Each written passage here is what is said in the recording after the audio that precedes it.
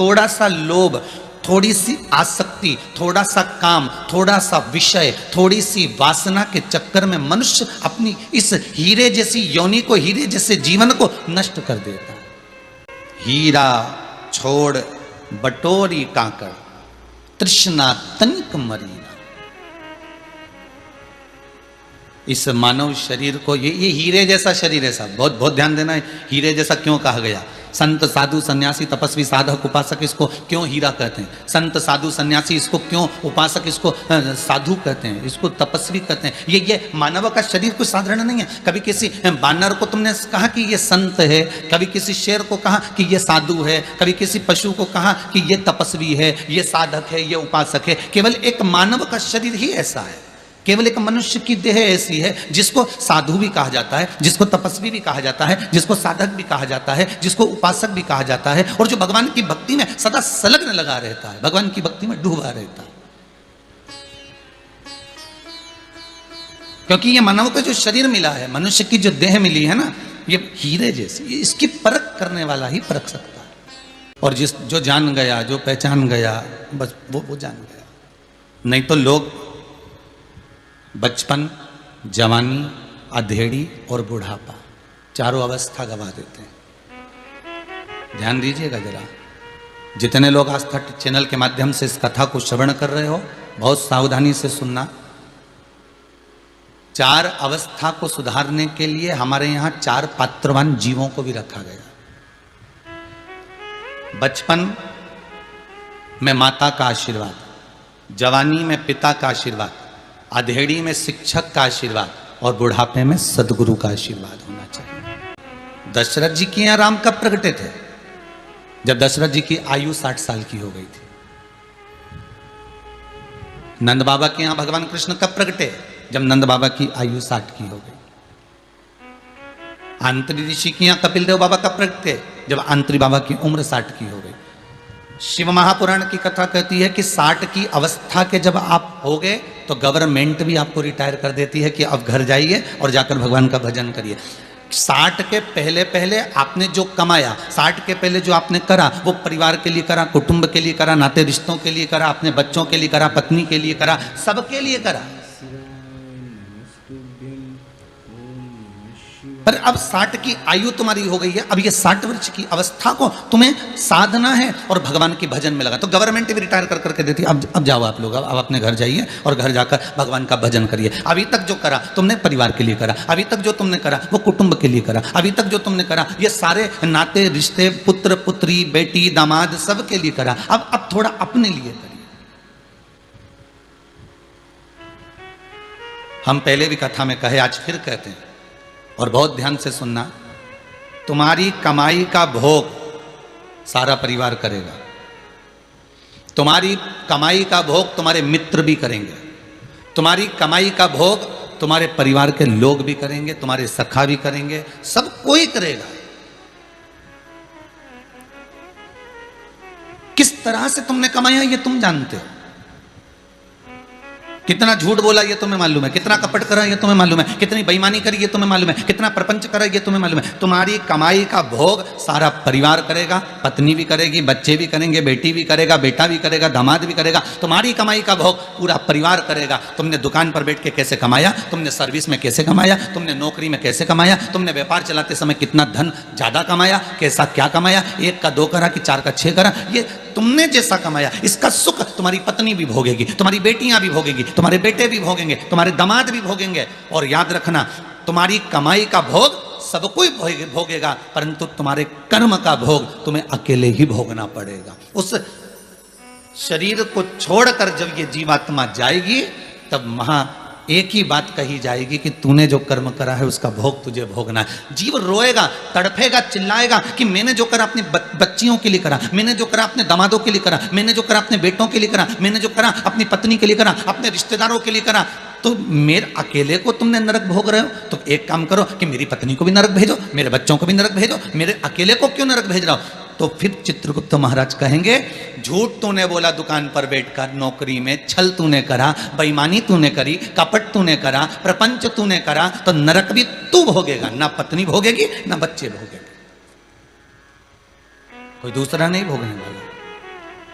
मत बुरे कर्म कर बंदे वरना पछताएगा, भगवान की आंखों से तू बच नहीं पाएगा, तू बच नहीं पाएगा। अपने कर्म का भोग अपने को भोगना।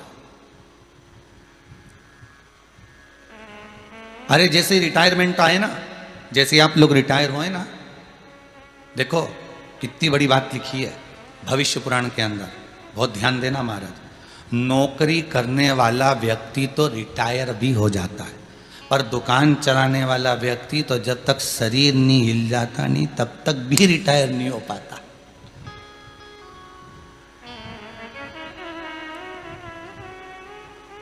कितनी विचित्र बात भविष्य पुराण में कि सर्विस करने वाला, नौकरी करने वाला, कहीं जॉब करने वाला तो रिटायर भी हो जाएगा कि 60 में नहीं तो 62 में तो होगा, 62 में नहीं होगा तो कम से कम 70 में होगा, पर रिटायर तो होगा ना। पर दुकान करने वाला व्यक्ति तो ना जाने जब तक उसका शरीर पूरा कांपने ना लगे, शरीर हिलने ना लगे, जब तक शरीर पूरा साथ ना छोड़ दे, इंद्रियां सब छोड़ नहीं दे, पलंग पे ले जाके पटक नहीं दे, तब तक ये दुकान नहीं छोड़ पाता। इसका रिटायरमेंट ही नहीं होता। दुनिया का रिटायरमेंट इसका नहीं है।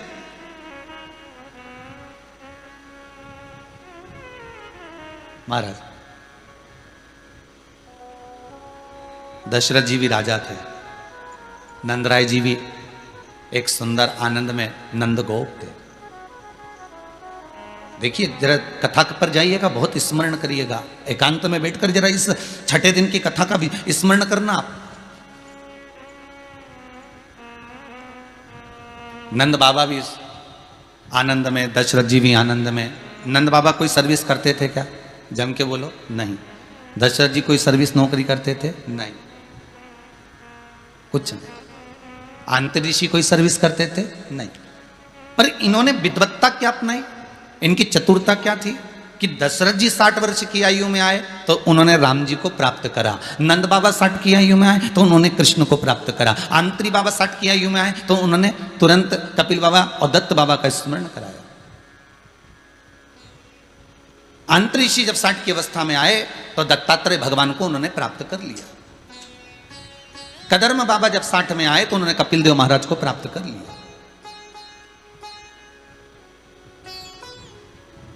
कदर्म बाबा 60 की आयु में कपिल देव बाबा को प्राप्त कर लेते हैं, आंत्री बाबा दत्त बाबा को प्राप्त कर लेते हैं, दशरथ जी राम जी को प्राप्त कर लेते हैं, नंद बाबा कृष्ण को प्राप्त कर लेते हैं। शिव महापुराण की कथा कहती है कि इनसे हमको सीखना है।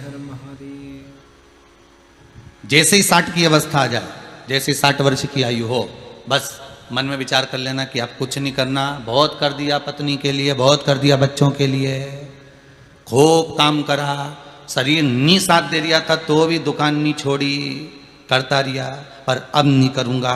अब तो मुझे अपना जीवन संवारना है, अब मुझे अपनी जिंदगी सुधारना है, अब मुझे इस मन को, इस हृदय को, इस चित्त को, इस वृत्ति को मुझे संवारने का प्रयास करना है। कौन सुधारेगा हमारे जीवन को? अरे बोलो तो सही, कौन सुधारेगा? बचपन खेल में खोया, जवानी नींद भर सोया, बुढ़ापा देख कर रोया, सिराने मौत हंसती है। बचपन गया चले जाने दो, जवानी गई जाने दो, अधेड़ी मत जाने देना। अधेड़ी भी चली गई तो कोई बात नहीं, बुढ़ापा मत बिगड़ने देना। बचपन में परमात्मा के आगे झुक जाओ, ना बने तो जवानी में भगवान के आगे झुक जाओ। जवानी तक भी नहीं झुके तो अधेड़ी में झुक जाना, अधेड़ी तक भी नहीं झुके तो बुढ़ापे में भगवान ऐसा झुकाता है कि कमर की हड्डी तोड़ के हाथ में डंडा पकड़ा देता है, फिर दुनिया के आगे झुक के चलना पड़ता है। और वो झुकाएगा तो महंगा पड़ जाएगा, इसलिए थोड़ा सा झुककर चलोगे तो जिंदगी सार्थक हो जाएगी। दूसरे दिन की कथा को याद करो, एक वाक्य आपको इस शिव महापुराण से कहा था कि झुकने की अगर आदत हो गई, हम बड़ों के आगे, गुरुजन के आगे, माता पिता के आगे, हम वृद्धजन के आगे, हम परमात्मा के आगे अगर झुकने की आदत बना लेते हैं तो यह पक्का है कि हमारा बुढ़ापा सुधर सकता है। हम आपसे ये नहीं करें कि संसार के आगे झुक जाओ, हम तो आपसे ये करें माता पिता गुरु और परमात्मा के आगे झुको। अरे भाई नागपुर साइड जाना, हो सके तो महाराष्ट्र में कहीं नागपुर हुआ, परतवाड़ा हुआ, इस क्षेत्र में अगर आप जाओगे ना तो वहाँ पर संतरे के पेड़ होते हैं, संतरे के जो वृक्ष होते हैं उसमें इतने संतरे लग जाते हैं, इतने संतरे लग जाते हैं कि वो पेड़ नीचे झुकने लगता है। झुकने लगता है तो उसमें फिर लोग बांबू लगा देते हैं, बांस लगा देते हैं। क्यों? वो पेड़ नीचे झुकेगा, टूट जाएगा, इसलिए उसमें बांस लगा दिया कि ये खड़ा रहे।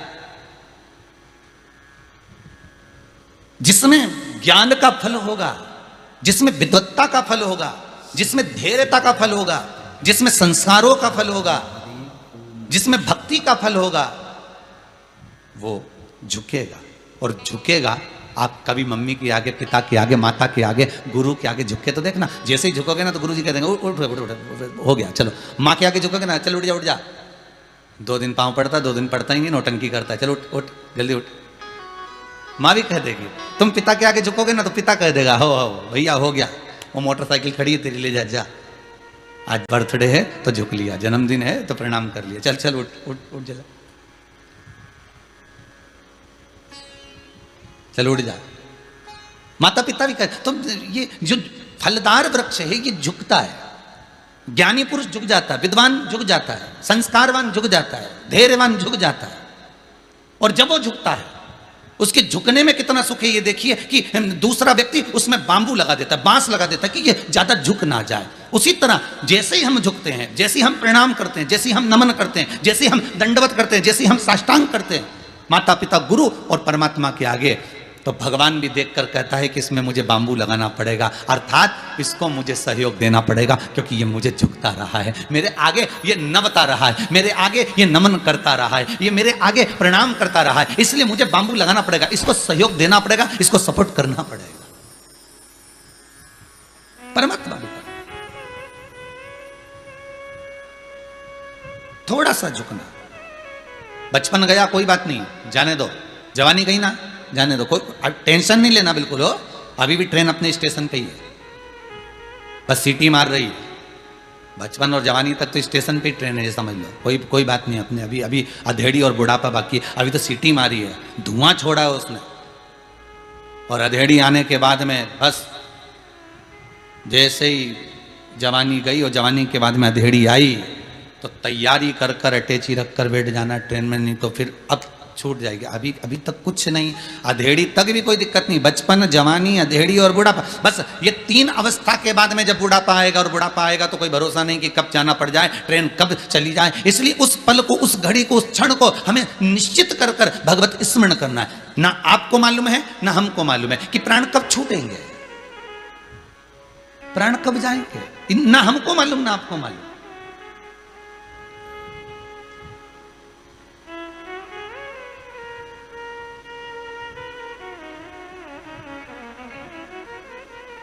बस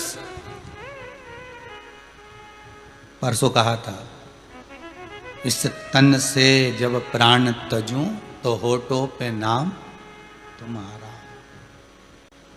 बस इतना, इतनी कृपा करना।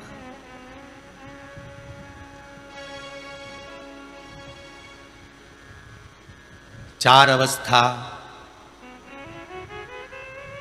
4 गुरु। कितने गुरु हैं?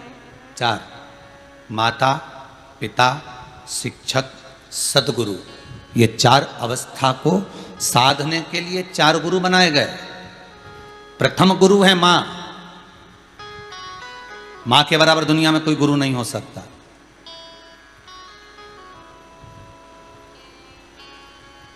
जब तक बच्चा कुंवारा रहता है माता मार्गदर्शन करती है, खूब प्रेम से मार्ग दिखाती है, बेटा पढ़ाई करो, वहाँ ट्यूशन चले जाओ, वहाँ पर ऐसा कर लो, उस कैंपस को पास कर लीजिए, ऐसा कर लीजिए।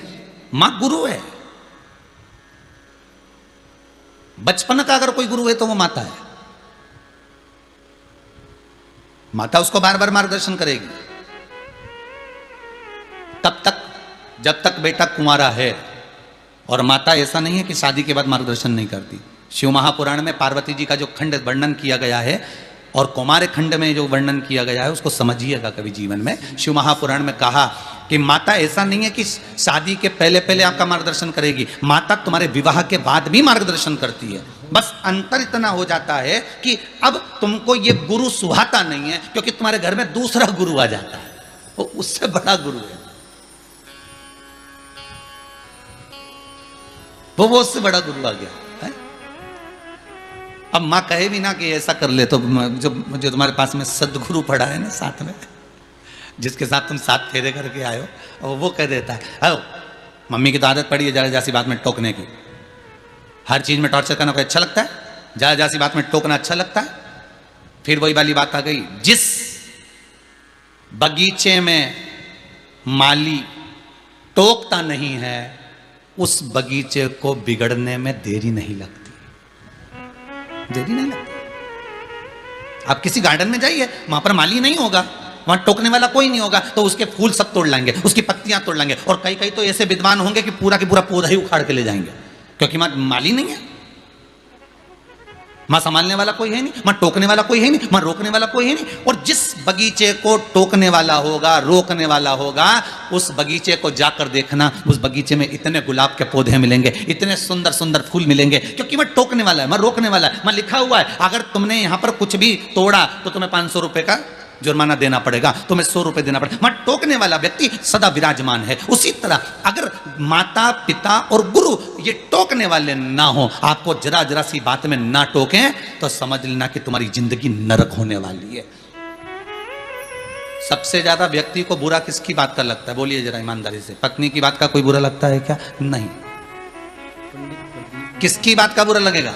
सबसे ज्यादा व्यक्ति को अगर बुरा लगता है तो एक माता की बात का बुरा लगता है, दूसरा पिता की बात का बुरा लगता है, तीसरा गुरु की बात का बुरा लगता है। क्योंकि ये बहुत कड़ले कड़ले कहते हैं। माँ कहती है उसके साथ मत रहना, नहीं तो झाड़ू से जोड़ दूंगी तेरे को। पिताजी कहते हैं दुकान पे बैठने की फुर्सत नहीं है, गाड़ी उठा चल देता है, आधा घंटा बैठ। और फिर कोई दोस्त आया उसको बुलाने के लिए, और पिताजी तो आग बबूला होकर बोले अभी आया है शहजादा, आधा घंटा हुआ है, आ गए लेने के लिए, जाओ जाओ दोस्त आ गए तुम्हारे। बस इतना किया और बेटे के कलेजे को ठेस पहुंच गई, मेरा अपमान कर दिया, मेरा अपमान कर दिया। गुरुजी ने चेले को डांट दिया, ये तू गलत काम कर रहा है, गलत संगत में पड़ रहा है, तू ऐसा गलत कर रहा है, तो इसको ठेस पहुंच गई। मेरे गुरुजी ने 10 लोगों में मुझे डांट दिया, मेरे गुरुजी ने 50 लोगों में मुझे अपशब्द कह दिए, ताने दे दिए। अरे माता पिता गुरु ये 3 एक ऐसे होते हैं। माली का जो फर्ज है, माली क्या करता है कि तुमको अकेले में ले जाके डांटेगा, क्यों तोड़ रही है गुलाब का फूल? माली ऐसा बोलेगा? अरे बोलो तो, क्यों तोड़ रही है तू चंपा का फूल? माली कहेगा कि तू ये पौधा क्यों उठा के ले जा रही? धीरे से एकांत में कोने में ले जाके माली तुमको डांटेगा? अरे बोलो तो सही, माली कभी तुमको एकांत में ले जाके नहीं डांटता। माली क्या करता है, तुमने फूल तोड़ा, भले 50 लोग गार्डन में घूम रहे हो, चिल्ला के डंडा लेके दौड़ेगा। पागल हो गई है क्या? लिखा हुआ नहीं दिख रहा क्या? घूमने आते हो कि फूल तोड़ने आते हो?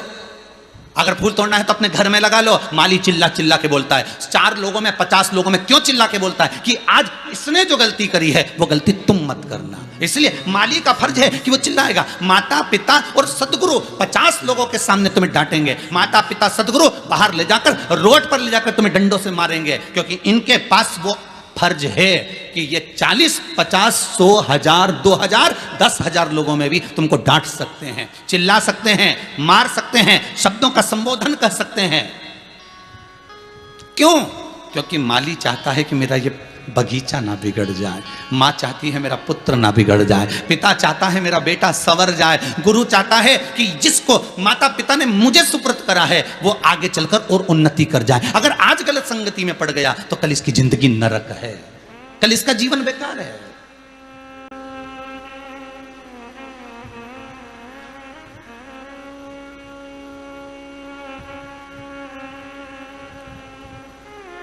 ये छोटे छोटे पंडित लोगों का आप दर्शन कर रहे होंगे टीवी पर, रोज मंत्रमाला करते हैं, पाठ करते हैं। ये ब्राह्मण बालक यहाँ रह रहे हैं, पूजन पाठ का स्मरण कर रहे हैं, बड़े ब्राह्मण बालकों के साथ में मंत्र सीख भी रहे हैं, साथ में मंत्र बोल भी रहे हैं, पूजन का स्मरण भी कर रहे हैं।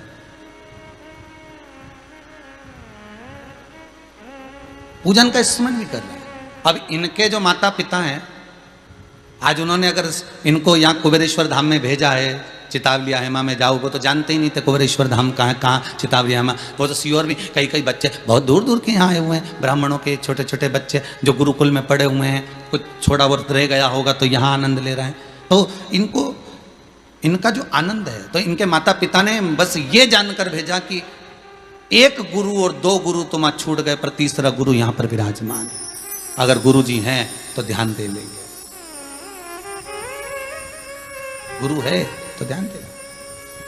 और गुरु के पास वो फर्ज होता है डांटने का, मारने का, शब्दों का संबोधन कहने का, चिल्लाने का।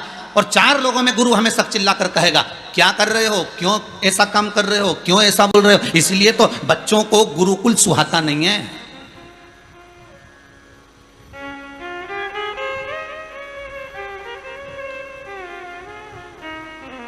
जब हम छोटे थे, आप भी छोटे थे, तब एक वाक्य आता था, छड़ी पड़े छम छम विद्या आए दम दम। ऐसा ऐसा कुछ बोलते थे कि गुरु की छड़ी पड़ती थी, एक पड़ा झमके तो दूसरे दिन मन पढ़ाई में लग जाता था। फिर मन करता था कि जाएंगे पिटेंगे और टीचर ऐसा बोलेंगे, गुरुजन ऐसा बोलेंगे। आज के ज़माने में बच्चों को ये प्राइवेट स्कूल हो गए, इन स्कूलों में बच्चों को डर नहीं रहा, कोई डर नहीं, क्योंकि टीचर भी ऐसे हो गए कि उनको बच्चों से मतलब नहीं है, तुम्हारी एजुकेशन से मतलब नहीं है, तुम्हारी विद्या से मतलब नहीं है। उन टीचरों को अगर मतलब है कि तुम कितनी फीस जमा कर रहे हो, कितना डोनेशन दे रहे हो, कितना रुपया जमा कर रहे हो, कैसी तुम्हारी पढ़ाई चल रही है, उसको कोई मतलब नहीं। वो तो इस क्लास में आएंगे, किताब लेकर बैठ गए, कॉपी लेकर बैठ गए, थोड़ा बहुत होमवर्क दे दिया, थोड़ा बहुत काम दे दिया, बाकी का समय उनका जो एंजॉयफुल जीवन है वो व्हाट्सएप पर चलता रहता है, वो मोबाइल पर चलता रहता है। ये जीवन नहीं है। पहले के गुरु अपना घर परिवार छोड़कर गुरुकुल में पढ़ाने के लिए वहीं पर जैसे शिष्य रहता था वैसा गुरु रहता था, वैसा गुरु।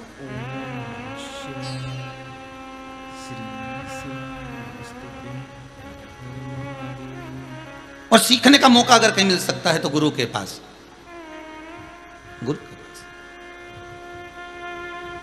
कल हमारे वो चित्रकूट के पास वाले अभिषेक जी कह रहे थे, गुरुदेव देखो सत्य, बच्चे के मुख से सत्य देखिए कितना सुंदर निकलता है। गुरुदेव हम गुरुकुल में पढ़े, हम सीख भी गए थे, पर परिस्थितियों ने कुछ ऐसा कर दिया था कि हम वो सीखा हुआ भी भूलते चले गए। पर अब हमारे को ये दो भैया लोग, शुभम भैया हो गए, प्रशांत भैया हो गए, ये लोग साथ में जब मंत्र बुलवाते हैं, गगन भैया हो गए, ये लोग जब बोलते हैं, उनके साथ में जब बोलने का मौका मिलता है ना गुरुदेव, तो हमें सीखने का मौका मिल रहा है, हमको और सीखना। ऐसे ब्राह्मण जिनको ब्राह्मण कर्म थोड़ा बहुत भी आता है और पूर्ण नहीं आता, हम तो चाहेंगे कि वो भी संपर्क करें हमारे कार्यालय में, प्रयास करेंगे कि उनको भी थोड़ा सा कुछ भाग हमारे ये ब्राह्मण अगर सिखा रहे हैं, प्रशांत जी सिखा रहे हैं, शुभम जी सिखा रहे हैं, तो और अच्छी बात है, और सीखें।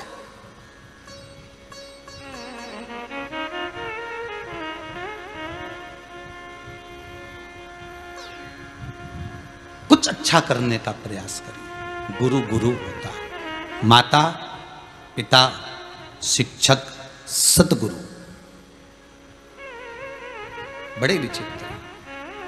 बचपन में माँ का आशीर्वाद, जवानी में पिता का आशीर्वाद। माता कभी ये नहीं देखती कि मेहमान बैठे हैं कि कौन बैठे। माँ को तो गुस्सा आया और उसने जो दिया झोड़ना चालू करा बच्चे को। एक वो अभी फादर्स डे गया ना, तो उसमें कोई ने वीडियो दिया था छोटा सा और भेजा था कि गुरुजी को बोलना आज फादर्स डे का, गुरुजी ने बधाई दी और हमारे फादर्स ने हमारी पिटाई की, तो गुरुजी को बोलना। तो मेरे दोस्त ने मेरा वीडियो बनाया है, भेजा है, अगर होगा ना तुमको कल आखिरी दिन की कथा रहेगी तो दिखा देंगे। और फादर्स डे और वो बच्चे को पकड़ के पिताजी 2 4 6 तो गलत काम कर गया और दोस्त वहीं खड़े उसकी वीडियो बना रहे।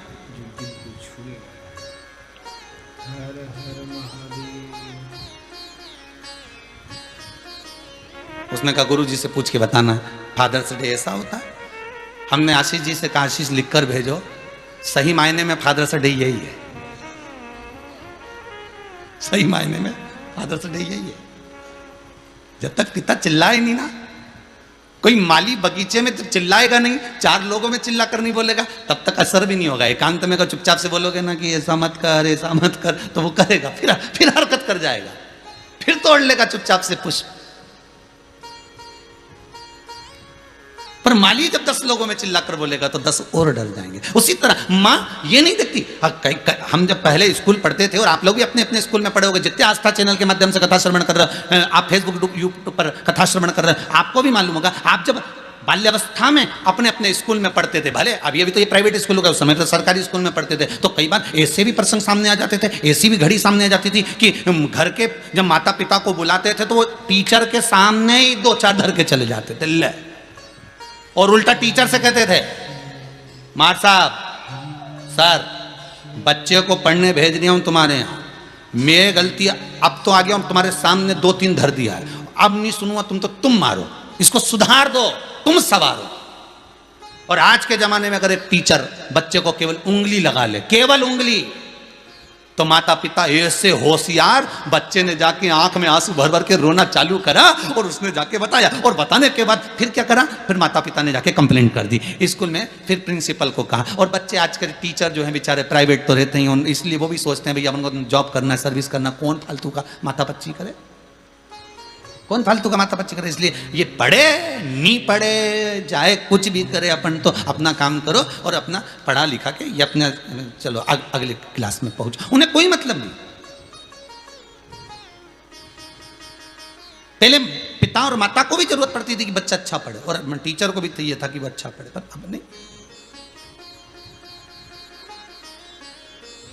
अवस्था सुधारिएगा। प्रथम बचपन मां गुरु है, द्वितीय अवस्था जवानी पिता गुरु है, पिता गुरु है। पर पिता जब जवानी में बच्चे को समझाता है, ज्ञान देता है, समझाने का प्रयास करता है, सुन ये घाटा लग जाएगा, ऐसा व्यापार मत कर, ये वाली एजेंसी मत ले, ये मत कर, बच्चा मानने को तैयार नहीं होता, क्योंकि जवानी का जो रक्त है उस बच्चे को झुकने नहीं देता। जवानी का जो रक्त है बच्चे को झुकने नहीं देता, उसको पिता की वाक्य, पिता की वाणी, पिता के शब्द उसको ऐसे लगते हैं जैसे मुझे चुभ रहे हैं। और जो मित्र रात्रि को घुमाने ले जा रहे हैं, आधी रात्रि को खूब एंजॉय करा रहे हैं, वो मित्र के शब्द उसको ऐसे लगते हैं कि इनके बराबर कोई हितैषी नहीं है। देखिए, लंका अधिपति रावण के यहां विभीषण ने खड़ी आवाज में कह दिया था कि हे लंकाधिपति रावण, सुनो ये गलत कर रहे हो। लंकेश को विभीषण के शब्द इतने बुरे लगे कि लात मारकर गिरा दिया, उस विभीषण को सिंहासन से नीचे पटक दिया, द्रोही कह दिया, दुश्मन कह दिया, अपशब्द के अपशब्द कहे, और कह दिया, सुन रहे हो विभीषण, आज तो मुझे ज्ञान दे दिया, आगे से मत देना। अच्छा बोलने वाला, सतमार्ग बताने वाला सतगुरु हमेशा बुरा होता है। विभीषण सतमार्ग बता रहा था, इसलिए लंकाधिपति रावण को बुरा लगा। और वही लंकाधिपति रावण जब मेघनाथ के पास बैठा, अक्षय के पास बैठा, और ना जाने कितने असुरों के पास बैठा, और उन्होंने कहा, पिताजी काय को चिंता करते हो, मैं मेघनाथ मेघों को जीत सकता हूं, मैं अक्षय और अमर हो सकता हूं, और आप तो जगत के आप राजा बनकर बैठे हो, देवता तो आपके यहाँ कैद में पड़े हुए, आप क्यों डरते हो, क्या सोचना। और बच्चों ने भरना चालू करा। अगर कोई अच्छा ज्ञानवान होता तो विभीषण की ओर से कहता, नहीं थोड़ा समझ जाओ, गलत नहीं कह रहा है, गुरु है, समझा रहा होगा, धर्म से जुड़ा है, कुछ अच्छा कह रहा होगा, पर नहीं समझता। समझ,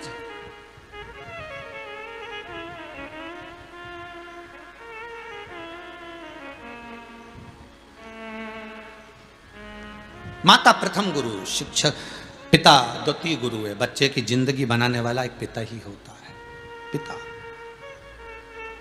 कई बार माताएं भी बच्चे की जिंदगी नरक कर देती है, कई बार बच्चे को झूठ बोलना कौन सिखाती है, माँ। बाद में जो माताएं अपने बच्चों के लिए रोती है ना कि मेरा बेटा ऐसा कर रहा है, झूठ बोल रहा है, मेरा बेटा ऐसा कर रहा है, इसको सिखाने वाली कौन है, माँ।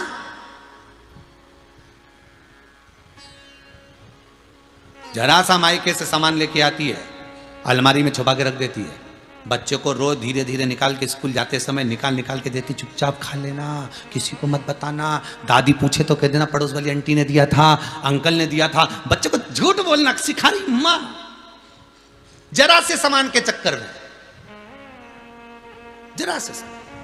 बच्चे को मालूम है कि नानी के घर से लेके आई, अभी गई थी जब लेके आई थी मेरी मम्मी, बच्चे को मालूम है, पर मां उसको झूठ बोलना सिखा रही है, बताना मत, किसी को कहना मत, कोई पूछे तो कह देना पड़ोस वाली आंटी ने दिया। बच्चे में झूठ भराते गया भराते गया भराते गया, बच्चा बड़ा हो गया, बड़े होकर उसकी शादी हो गई, शादी हो गई तो घर में पत्नी आ गई, पत्नी को लेके घूमने चले गया, पत्नी को लेके जैसे घूमने गया, पत्नी को एक साड़ी पसंद आ गई, पति ने कहा ले ले, पत्नी बोली ले तो लूंगी, पर घर जाएंगे और मम्मी कहेगी कि साड़ी, तो कह देना मायके से मिली है। जिस मां ने अपने बेटे को झूठ बोलना सिखाया, उस बेटे ने अपनी पत्नी को झूठ बोलना सिखा दिया, कह देना मायके से मिली है। अब साड़ी लेकर आए, मां को मालूम है ये मेरे छोरे ने दिलाई, मेरे बेटे ने दिलाई, पर बहू कह रही है मायके से मिली। झूठ बोलना किसने सिखाया? उसी ने जिसको तुमने सिखाया। करेले का बीज बोगे तो करेला ही लगेगा, लौकी नहीं, गिलकी नहीं, कद्दू नहीं, काशी फल नहीं।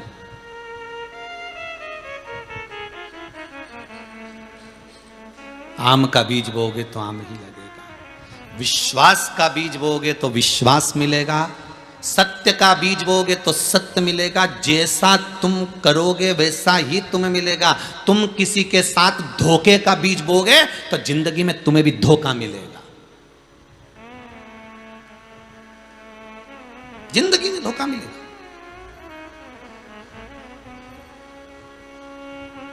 एक बच्ची के लिए, लड़की के लिए लड़का माता पिता को धोखा दे देता है।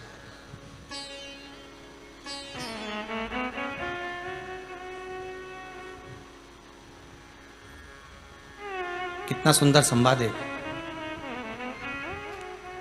कोई संस्कारवान लड़की होगी, विवाह कर कर आ गई,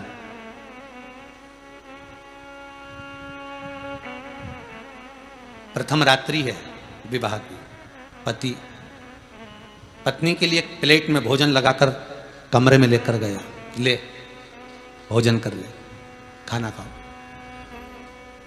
कोई संस्कारवान बहू होगी, और चाहूंगा जिंदगी में इस व्यासपीठ से ऐसी बेटी भगवान सबको दे जो ये बेटी कर रही है। पति पत्नी के लिए प्रथम रात्रि में भोजन लेकर आया, पत्नी को कहा ले खाइए। पत्नी बोलती है पापा ने भोजन करा, बहुत देर से मैं देख रही थी स्टेज पे से, अपन दोनों कुर्सी पर स्टेज पर बैठे थे, मेरी बहन मेरे लिए बहुत सारा सामान ला कर देती थी, मैं स्टेज पे खा लिया, 2-4 बार पानी भी पी लिया, कुछ मिठाई भी खा ली, पर मैं बहुत देर से अपने ससुर को, अपने पिता को देख रही थी। दरवाजे पर खड़ा था वो बुजुर्ग और बहुत प्रसन्न था, सबका आगमन कर रहा था, आओ साहब आओ साहब। उन्होंने खाना नहीं खाया, मैंने देखा है, पहले उन्होंने खाया, भोजन करा। पति बोला उन्होंने खाना खा लिया, मैं तेरे लिए लेकर आया ना, तू खाना, आज अपनी प्रथम रात्रि है, ले मैं अपने हाथ से खिला देता हूं, ले भोजन करो। पत्नी ने कहा नहीं, मैं मम्मी और पापा को देखा है, वो दोनों भूखे हैं, मम्मी काम में लगी थी, सबको गिफ्ट दे रही थी, सामान दे रही थी, पर माँ ने भी भोजन नहीं करा, चलो पहले अपन उनको भोजन करा के आते हैं। पति बोला उन दोनों ने भोजन कर लिया, मेरी बात मान ले, तू भोजन कर। नहीं, उन्होंने भोजन नहीं करा, मैंने देखा है। पति ने कहा नहीं करा तो क्या करेगी, मैं तेरे लिए खाना लेकर आया हूं ना, ले मेरे हाथ से खा। पत्नी ने कहा नहीं खाऊं जब तक उनको नहीं खिला।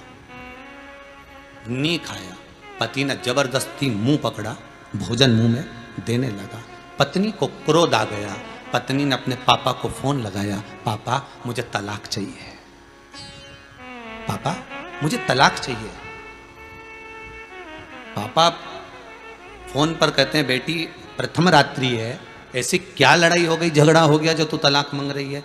बस अब भी पिताजी तुम आ रहे हो, किसी को भेज रहे हो कि मैं आ जाऊं घर? बाप गाड़ी लेकर आया, बेटी को लिया, मायके चला गया, समझाया, मानने को तैयार नहीं थी, तलाक हो गया। एक रात्रि का तलाक, प्रथम रात्रि के दिन ही तलाक हो गया। लड़की का विवाह दूसरी जगह हो गया, लड़के का विवाह दूसरी जगह हो गया। समय आया, 25, 30 साल 40 साल निकल गए होंगे। 50 साल निकल गए, 60 साल निकल गए। जो ये लड़की थी जिसका तलाक जिसने मांगा था, किसी मंदिर में दर्शन कर कर महादेव के निकल रही होगी और पूड़ी सब्जी बनाकर लेकर आई थी, पूड़ी सब्जी बांट रही थी। उस पूड़ी सब्जी बांटते समय वहाँ पर एक आदमी और बैठा था। ये पूड़ी सब्जी देते समय उसको पहचान गई कि ये वही है जिससे मेरी शादी हुई थी और मैंने एक रात्रि में ही तलाक ले लिया था। पूड़ी सब्जी देते समय उसने हाथ जोड़कर कहा, मुझे क्षमा करिएगा, मैंने आपने एक रात्रि में तलाक ले लिया था आपसे, क्षमा करिएगा। उसकी आंखें नीचे झुक गई। हाँ मुझे याद है। उस लड़की ने कहा, उस बुजुर्ग से इस बुजुर्ग ने कहा, आपको मालूम है मैंने तलाक क्यों लिया था? जिस जगह पर तुम बैठे हो ना मांगने के लिए, इस जगह पर मेरी बेटी मिलती। जो अपने माँ बाप का नहीं होता उसकी औलाद कभी उसकी नहीं होती, ध्यान रखिएगा।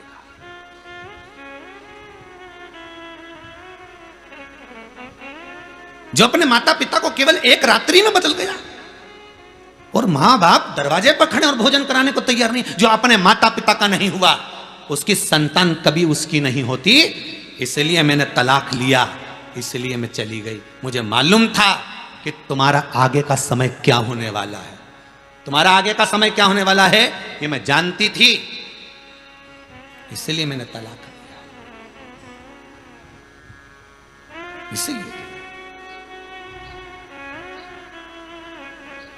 एक लड़की के लिए लड़का अपने माँ बाप को, गुरु को धोखा दे दे, झूठ बोल दे, असत्य कह दे, एक के चक्कर में अगर वो 10, 12 साल, 15 साल के संबंध को, 20 साल के, 25 साल के संबंध को अगर धोखा दे सकता है, तो लड़की को यह बुद्धि होना चाहिए, समय आने पर क्या वो तुझे धोखा नहीं दे सकता? विचार करिएगा कभी। समय आने पर क्या तुझे धोखा नहीं दे सकता? जब वो 20 साल का संबंध का नहीं हुआ, 15 साल, 11 साल, 10 साल के संबंध का नहीं हुआ, तो वो तुझसे 1 साल, 2 साल के संबंध का क्या होगा? कौन सी मित्रता, किस मित्रता में? चिल्लाएंगे माता पिता, और माता पिताओं से निवेदन है अपना पद मत घटने देना। बच्चा गलत काम करके आया है तो चिल्ला देना। माता पिता बच्चे को, अगर माँ हो तुरंत, एक माँ कहीं जा रही थी, बच्चे ने कह दिया मम्मी कहाँ जा रही हो? बस आ रही हूँ। माँ को जाना था किटी पार्टी में कहीं काम से, और बच्चा कहे मैं भी चलूंगा। माँ ने कहा नहीं, तेरा एग्जाम का टाइम चल रहा है तो पढ़ाई कर। नहीं मैं तो चलूंगा। बच्चा जिद करने लगा। जैसे ही जिद करने लगा, माँ ने कहा घर में रहे। नहीं मैं तो चलूंगा। माँ ने 5 रुपए दिए, ले टॉफी खा लेना और घर में रहना। और पिताजी आए, कोई भी आए तो कह देना, कोई भी आए कि मम्मी कहाँ गई तो कह देना वो पिताजी के साथ घूमने गई। बस इतना बोल देना। हो, बच्चे को टॉफी मिल गई, बच्चा टॉफी खाने लगा। माँ जो बोल के गई थी, थोड़ी देर बाद ऑफिस में कोई सर मर गए, साहब चले गए, कोई साहब शांत हो गए तो ऑफिस की छुट्टी जल्दी हो गई। इसका पति घर आ गया, उसने बेल बजाई, बच्चा टॉफी खाते खाते बाहर आया, उसका ध्यान टॉफी में था। पिताजी ने पूछ लिया क्यों तेरी माँ कहाँ गई? तो कि वो तो पिताजी के साथ घूमने गई। पिताजी ने एक थप्पड़ दिया, तेरा बाप यहाँ खड़ा, पिता यहाँ खड़ा, और तू क्या घूमने गई? झूठ बोल रहा है। बच्चे को जो सिखाया गया बच्चे ने वही करा है। आप बच्चे को सत्य सिखाओगे सत्य सीखेगा, आप बच्चों को सत्य सिखाओगे सत्य सीखेगा, आप बच्चों को जो ज्ञान दोगे बच्चा वही सीखने वाला। बच्चा वो नहीं, आप क्या दे रहे हो ये आपके भीतर है। कहीं माता पिता को डर लगता है हम बच्चों को चिल्लाएंगे उसको बुरा लग जाएगा, कहीं छोड़ के चले गया, कहीं आजकल का तो बहुत बेकार माहौल है, कहीं कुछ कर लिया, कुछ धर लिया। कब तक डरोगे? कब तक? बच्चों में ऐसा संस्कार दीजिए कि तुम्हारा बच्चा कभी गलत पथ पर ना जाए। जिस गांव में पानी की कमी होती है वहां की फसल बिगड़ जाती है, और जिस घर में संस्कारों की कमी होती है वहां की नस्ल बिगड़ जाती है। नस्ल, वहां के ये बच्चे बिगड़े हुए निकल जाते हैं। थोड़ा सियोर वाले महाराज की कथा थोड़ी सी कड़ली जरूर है रे बाबा। और देखो मीठी दवाई इतनी लाख नहीं करे, तुम दवाई गोली कितनी खाओ, कई बार गोली गोली खाओ तो भी शरीर में काम नहीं करे। फिर डॉक्टर क्या बोलता है, साहब एक इंजेक्शन लिख दूं क्या?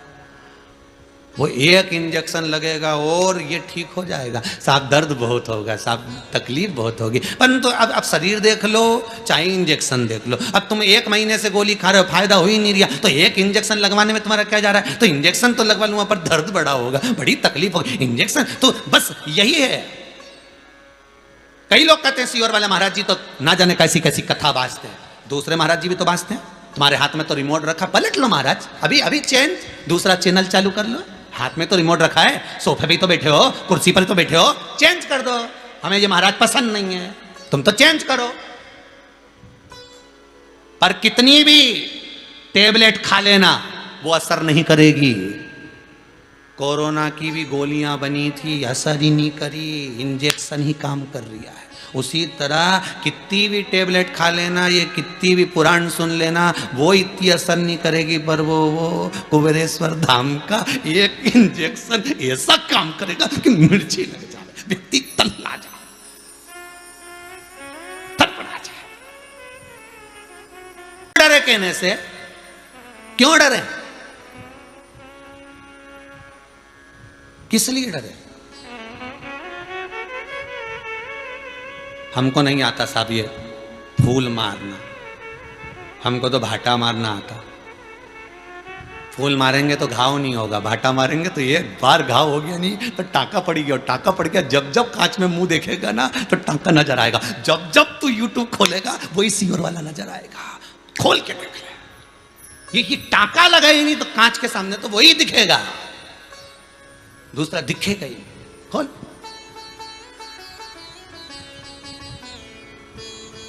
जब याद आएगा कि हाँ हमने ये गलत कर दिया, हमने ये सत्य कर दिया, हमने ये सही कर दिया, वो टाका दिखेगा।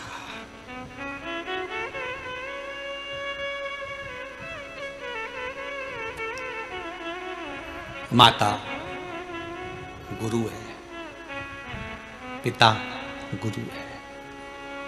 एक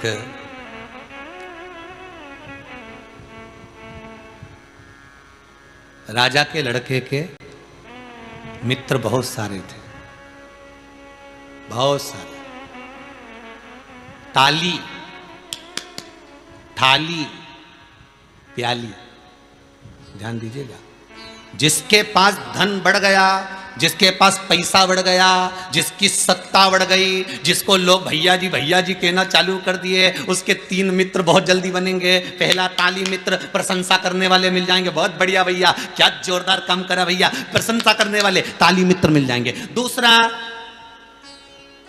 थाली मित्र मिल जाएंगे, चल मेरे साथ होटल में खिला खिलाता हूँ, एक कचौड़ी खिलवा खिलाता हूँ, चल मेरे साथ मैं तुझे ये करा खिलाता हूँ। ये थाली मित्र खिलाने वाले बहुत मिल जाएंगे। जैसे ही धन बढ़ा, पैसा बढ़ा, तुम्हारे पास में सत्ता बढ़ी, वैभव बढ़ा, तुमको खिलाने वाले मिल जाएंगे, अपने पैसे से खिलाएंगे और तुम्हें खिलाने की आदत डाल देंगे होटल की, फिर उसका वो खुद खाएंगे। ताली, थाली, तीसरे नंबर पर प्याली। जैसे जैसे पैसा बढ़ा ऐसे मित्र मिल जाएंगे कि तुम्हें मय खाने में, मदिरा की दुकान पर ले जाकर अपने पैसे से पीना सिखाएंगे, बाद में तुम्हें पूरा निगल जाएंगे।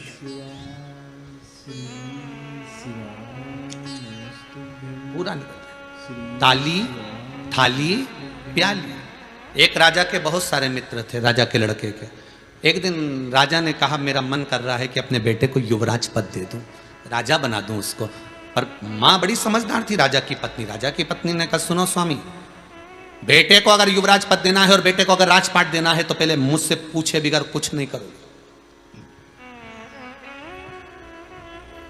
वसीयत लिखने से पहले पुरुषों से निवेदन है अपनी धर्म पत्नी से एक बार राय जरूर लेना, क्योंकि उसने अपने गर्भ में इन बच्चों को रखा है।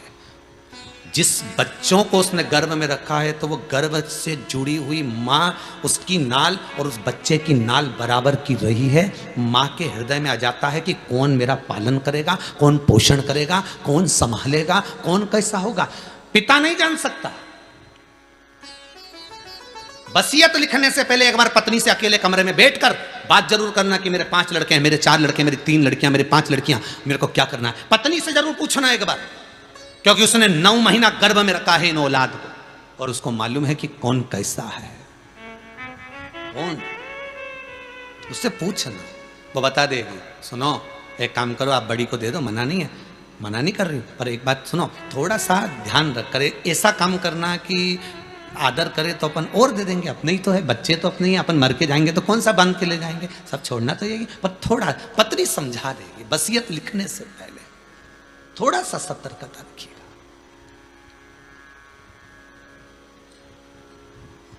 थोड़ी सतर्क। रानी ने राजा से कहा, इसको अगर राजपाट दे रहे हो, युवराज बना रहे हो, पहले मुझसे पूछ लेना। तो राजा बोला मैं तो परसों के दिन इसको युवराज बना दूंगा। रानी बोली तो एक काम करो, मुझे इसके मित्र की परख करना। इसके 24 घंटे साथ रहने वाला मित्र है, इसका 8 घंटे साथ रहने वाला मित्र है, इसका कभी कभी मिलने वाला मित्र है। 3 मित्र ऐसे हैं इसके पास में। एक तो 24 घंटे नहीं छोड़ता इसको, 24 घंटे उसी के घर में पड़ा रहता है, उसी के यहां खाता, उसी के यहां रहता। एक वो, एक 8 घंटा साथ रहने वाला, एक कभी कभी मिलने वाला। ये 3 मित्रों की मुझे परीक्षा लेना है। राजा बोला अपने बेटे की क्या परीक्षा लेना? रानी बोली नहीं, इतना बड़ा राज्य दूंगी तो ऐसे कैसे दे दूंगी, कैसे दे दूं? तुमने भी दुकान पर बैठकर 70 साल तक कमाया है साहब, 60 साल तक नौकरी करी है, ऐसे कैसे बैंक का माल दे दूं इसको? पहले परखो तो तब दो। मना नहीं है, औलाद तुम्हारी खूब दो, हम कभी नहीं कहेंगे कि तुम इसको दान करो कि धर्म करो कि कहीं दे किया। तुम्हारी औलाद, तुम्हारा पुत्र, तुम्हारी पुत्री, तुम्हारी बधू, तुम्हारा बहू, तुम्हारा बेटा, तुम्हारे नाती, तुम्हारे पंथी, तुम तो दिल से दो, पर परख कर देना, बिगर परख कर मत देना, बिल्कुल बिगर परखे दो मत। जिस बच्चे का, छोटा सा बच्चे का पेट भरा रहे नहीं और माँ उसको दूध और पिला देनी तो वो तो उंडेल दे। बोलो सही है कि गलत है? ने मुंडा से बाहर तुरंत तो मुंह में से कुल्ला कर देगा, फुर फुर करके निकाल देगा, कहीं उसको वोमिटिंग हो जाएगी, कहीं वो निकाल, तो माँ फिर क्या करेगी? उसको फिर जायफल घिसेगी, बादाम घिसेगी और 2-3 चीज़ और मेरे को याद नहीं है, सब घिस घुसा के खारक मारक और उसको घुट्टी पिला देगी, और घुट्टी पिलाई और फिर उसका पेट सही हो गया। कई बच्चे ऐसे हैं जिनको इतना अहंकार भरा हुआ है, जिनके भीतर इतना अभिमान भरा हुआ है कि उंडेल रहे हैं, उंडेल।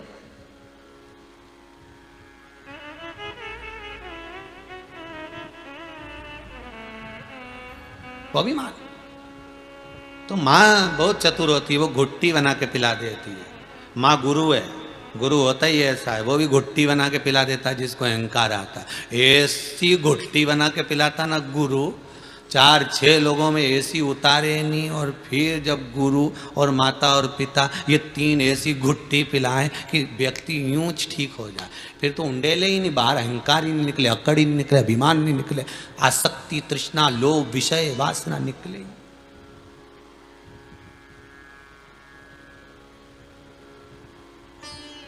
इसीलिए कहते हैं गुरु भी बनाओ तो ऐसे के बनाओ रे जो दमदार हो, घुट्टी पिलाने वाला।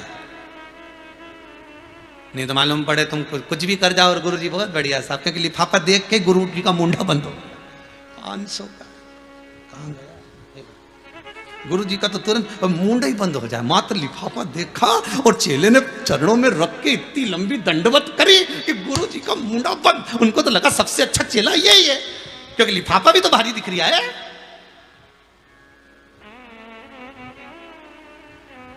नीची है ऐसा गुरु।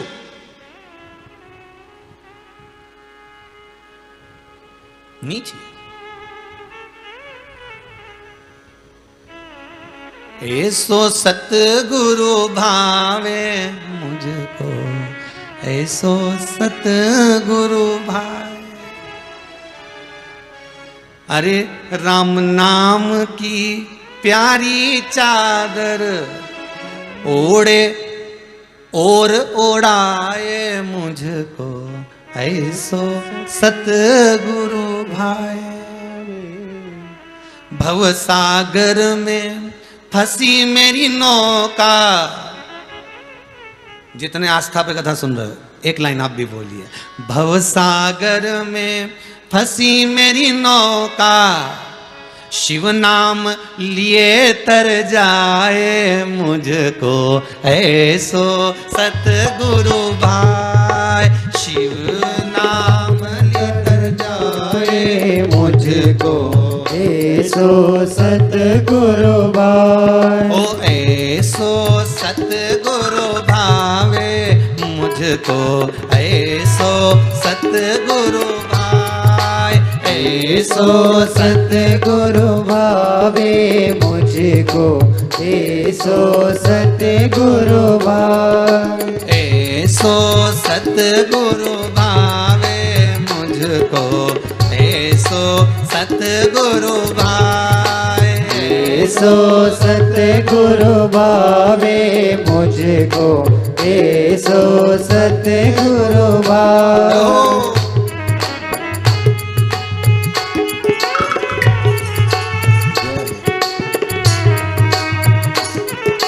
हरि बोल।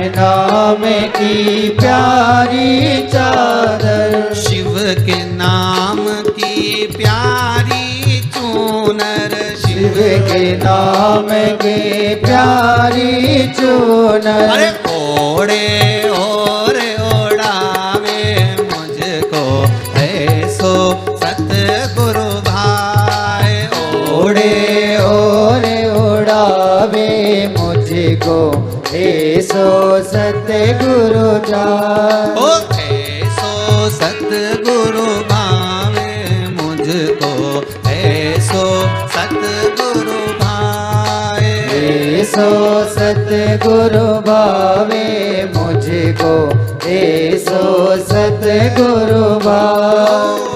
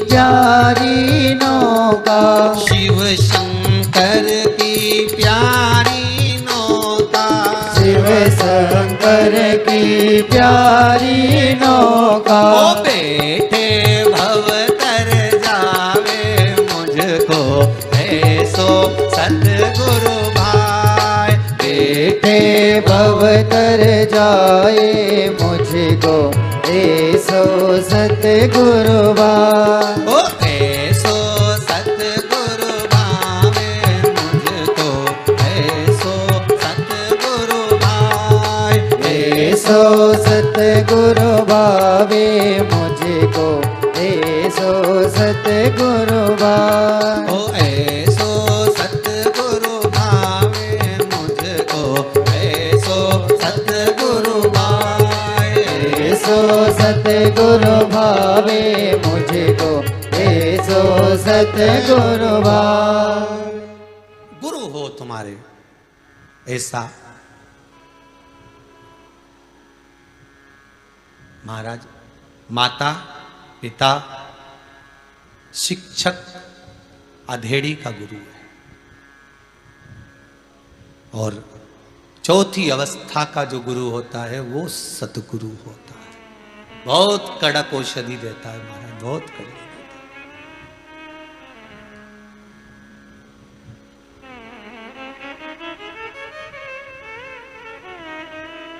एक और बात कही बड़ी सुंदर कि गुरु धोबी शिष्य कपड़ा।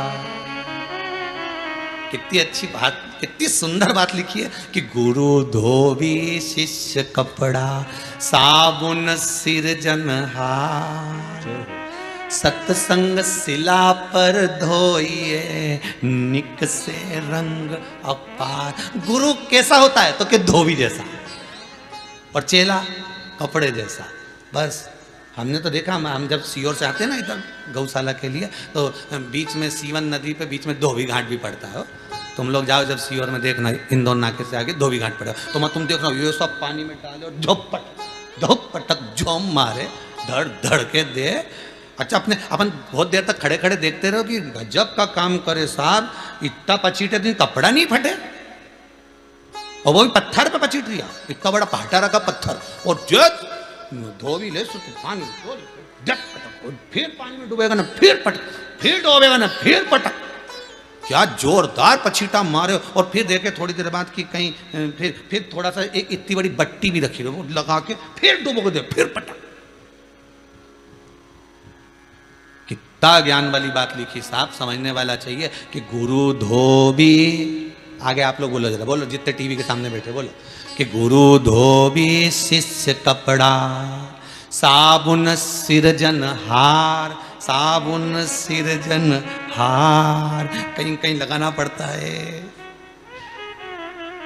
सत्संग शिला पर धोइए, वो पत्थर, ये पत्थर जिस पर पटका जा रही है वो क्या, सत्संग शिला पर धोइए, निक से रंग अपार। बस ऐसा गुरु होना चाहिए, धोबी के जैसा हो।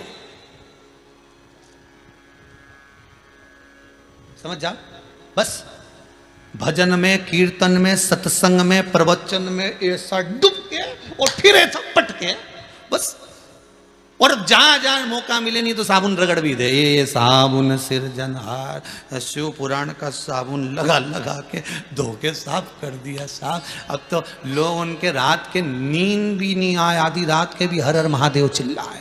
तो पूछा हुआ क्या, कहीं नहीं, पटक पटक के धोया है, पटक पटक।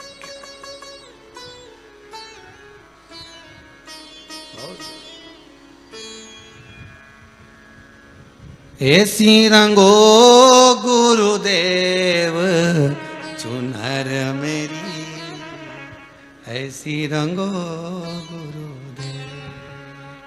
अरे राम लक्ष्मण भरत शत्रुघ्न हनुमत मेरी चुनर में, सरयू जैसी लहरा पाड़े, ऐसी रंगो रे गुरुदेव चुनर मेरी, ऐसी रंगो गुरुदेव।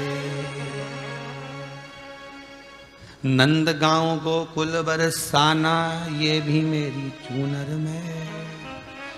गुरु एक ऐसा होता है, इस चेले को कहीं नहीं जाने देता। कहां जा रहा है? मथुरा। क्या करेगा? कहां जा रहा है? अयोध्या। क्या करेगा?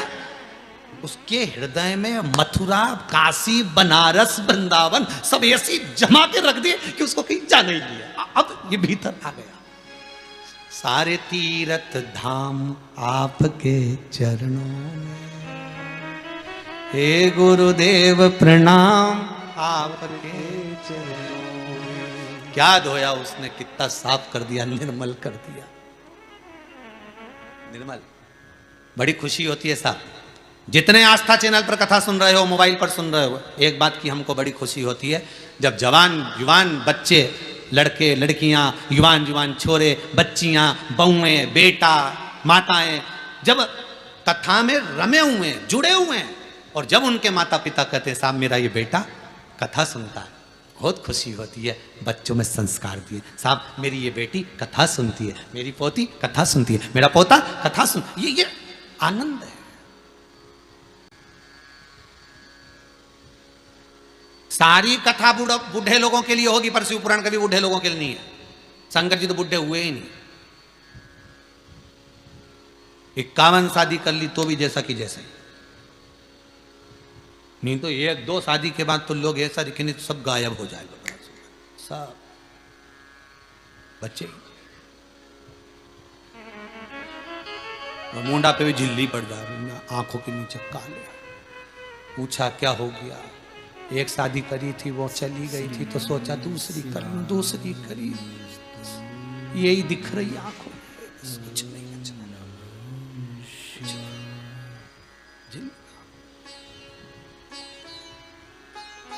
पता ही नहीं।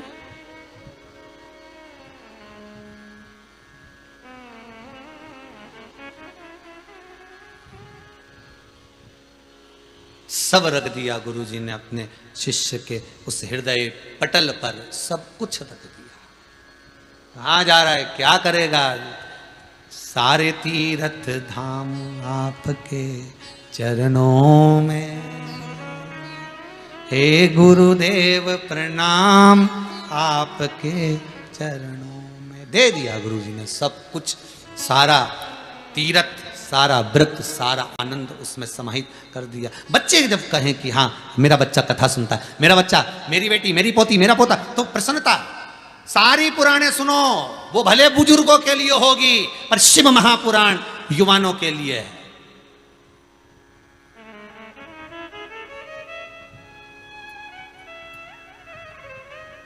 बहू कहती है सासू से, कथा आ रही सुन लो। उससे काय को बोलती, तू सुनना। अब बुजुर्ग बुढ़ों को सुना के हम करेंगे भी क्या? इनका तो सुधरने का समय है कि सिधरने का समय है? सुधरने का समय जिसका है, कथा वो सुने, उसकी बहू आएगी, उसके बच्चे बड़े होंगे तो उसको कथा की जरूरत है। अब इनका तो सिधरने का समय हो गया, इनके लिए कथा नहीं बनी है, कथा आपके लिए बनी है, कथा आज की पीढ़ी के लिए बनी है।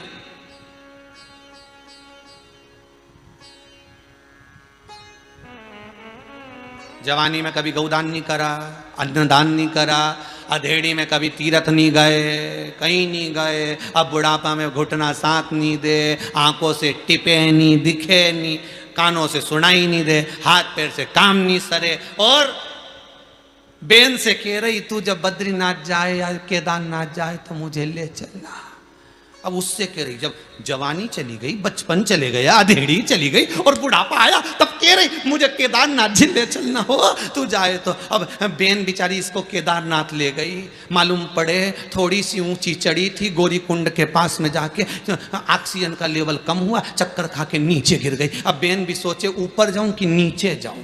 बेचारी डॉक्टर से पूछा तो कि ये तो ऊपर नहीं जा सकती, अगर ये ज्यादा ऊपर गई तो पूरी ऊपर पहुंच जाएगी, इसलिए एक काम करो, तुम तो इसको नीचे ले जाओ। और बेचारी इतने अरमान से गई थी माँ केदारनाथ, गौरी कुंड से आ गई नीचे वापिस ले।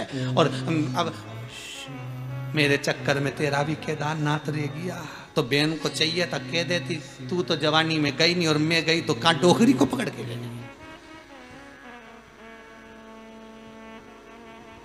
शिव पुराण कहती है बुढ़ापा आए ना तो तीरथ जाने की जरूरत नहीं है। शिव पुराण कहती है, शंकर पार्वती से कहते हैं बुढ़ापा आए, शरीर जब काम करना बंद कर दे, इंद्रियां शिथिल हो जाए, कहीं मत जाना। शिव पुराण कहती है घर को तीर्थ बना लेना, कहीं नहीं जाना, घर को तीर्थ बना लो। रोज मन में विचार करो, आज मैं बद्रीनाथ में बैठी हूँ, श्रीमन नारायण कर लो। आज मैं जगन्नाथ में बैठी हूँ, भगवान जगदीश का स्मरण कर लो। करो, क्या दिक्कत है। कलिकाल में शिव महापुराण के हिसाब से अगर देखा जाए, 4 धाम हमारे बने हुए हैं 4 जगह पर। बने कि नहीं बने? बद्रीनाथ, रामेश्वर, द्वारका, जगन्नाथ, ये 4 धाम बने हुए हैं।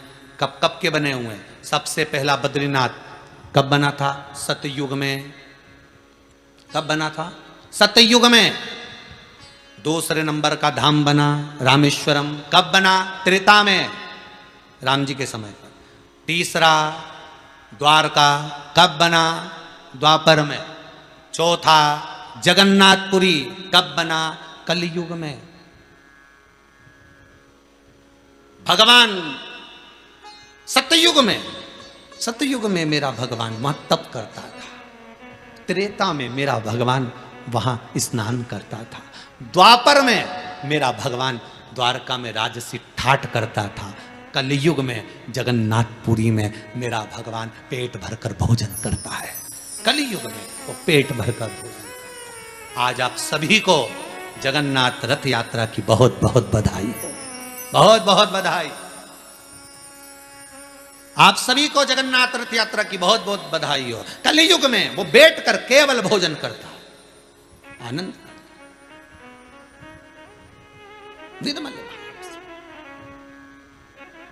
कहो बुढ़ापा आए तो हमें तीर्थ नहीं जाना, हमको घर को तीर्थ बनाना है। शरीर साथ देगा नहीं, शरीर से बनेगा नहीं, और तुम जाओगे किसी के साथ में, बेचारे का उसका भी तीर्थ रह जाएगा, और उसका तीर्थ नहीं हुआ तो उसका भी दोस्त तुम्हें लग जाएगा। इसलिए अपन तो जानना ही नहीं था, हमारे शरीर से बने नहीं, आप पाँव से चलता नहीं बने महाराज, हाथों से काम नहीं बने, नेत्रों से दिखाई नहीं दे, कानों से सुनाई नहीं दे। इससे अच्छा घर में बैठ के भजन करो, इससे बड़ा कोई सुख नहीं। हमारे लिए तो तीर्थ घर है।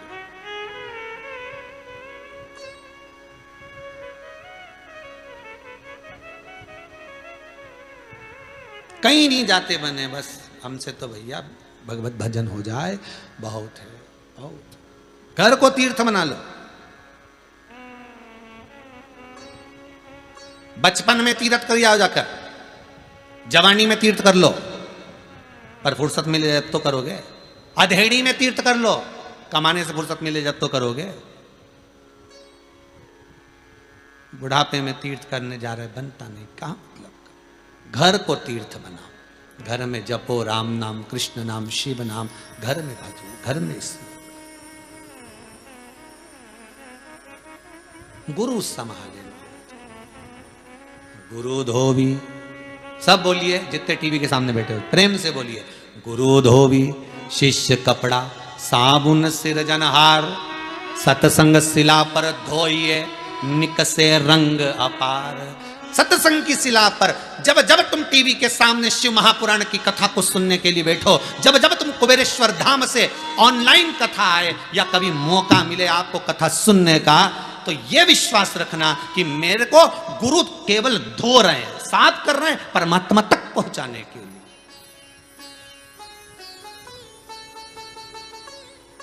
परमात्मा तक भेजने के लिए गुरु ही एक मार्ग है। गुरु वो सीढ़ी है, मार्ग गुरु ही।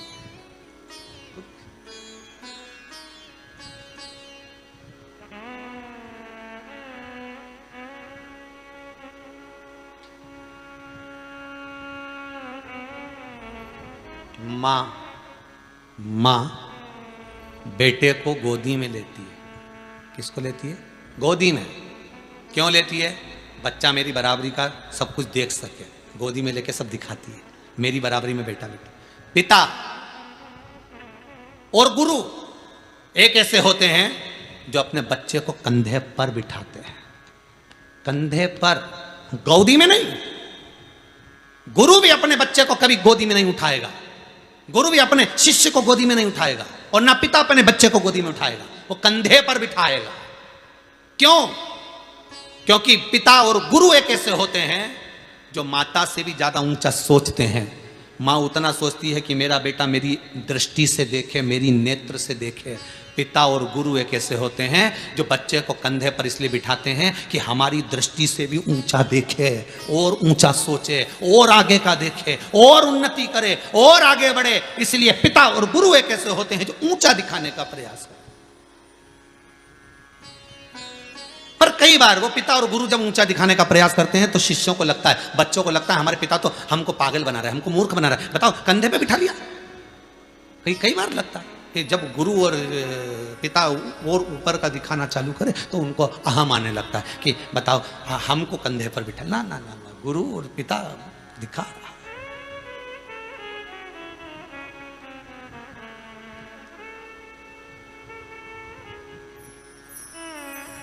चौथी अवस्था का गुरु है सतगुरु। सतगुरु कैसा होता है? कई लोग कहते हैं क्या गुरु मंत्र लेना जरूरी होता है? हाँ, गुरु मंत्र लेना जरूरी होता है, बहुत जरूरी है। जो दान करोगे वो दान नहीं लगता, भजन करोगे भजन नहीं लगता, पुण्य करोगे पुण्य नहीं लगता। इसलिए गुरु मंत्र का होना जरूरी है, पर यह जरूरी नहीं है कि हर किसी को गुरु बना लो, हर किसी को। इस बुद्धि में भी कोई बैठना चाहिए, इस दिल को भी थोड़ा सा भाना चाहिए। उस मन को भी लगना चाहिए कि हाँ ये गुरु बनाने के लायक है, तब लगे। और जिस दिन गुरु मंत्र लो उस दिन तुम्हारे चेहरे पे इतनी प्रसन्नता होना चाहिए, क्योंकि तुम्हारा दूसरा जन्म चालू हो जाता है। दूसरा जन्म, माँ ने एक जन्म दिया पर गुरु दूसरा जन्म देता है। क्यों? माँ जन्म देती है तो बच्चे को पढ़ाती लिखाती विद्वान बनाकर सर्विस नौकरी धंधा पानी सब करवा देती है, प्रॉपर्टी भी दे देती है माँ। बच्चे को जन्म देती है तो जायदाद भी दे देती है माँ। पर एक गुरु जब मंत्र देता है तब प्रॉपर्टी नहीं देता, तब तुमको कुछ देता ना देता, पर मंत्र के साथ में गुरु तुम्हें कैलाश अधिपति शंकर के दरवाजे की चौखट जरूर दे देता है, सीढ़ी बता देता है कि ये स्वर्ग का मार्ग है। यह मंत्र स्वर्ग का मार्ग प्रशस्त करने वाला है।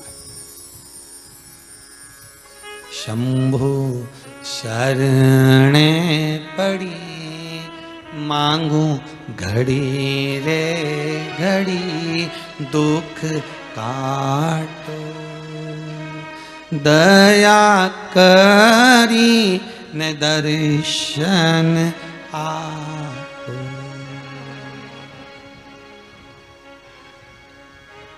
गुरु सतमार्गी है।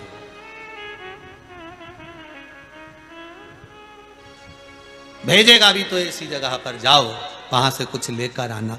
मार्ग ऐसा बताएगा गुरु कि वो कहीं तुमको निकाल देगा उलझन से।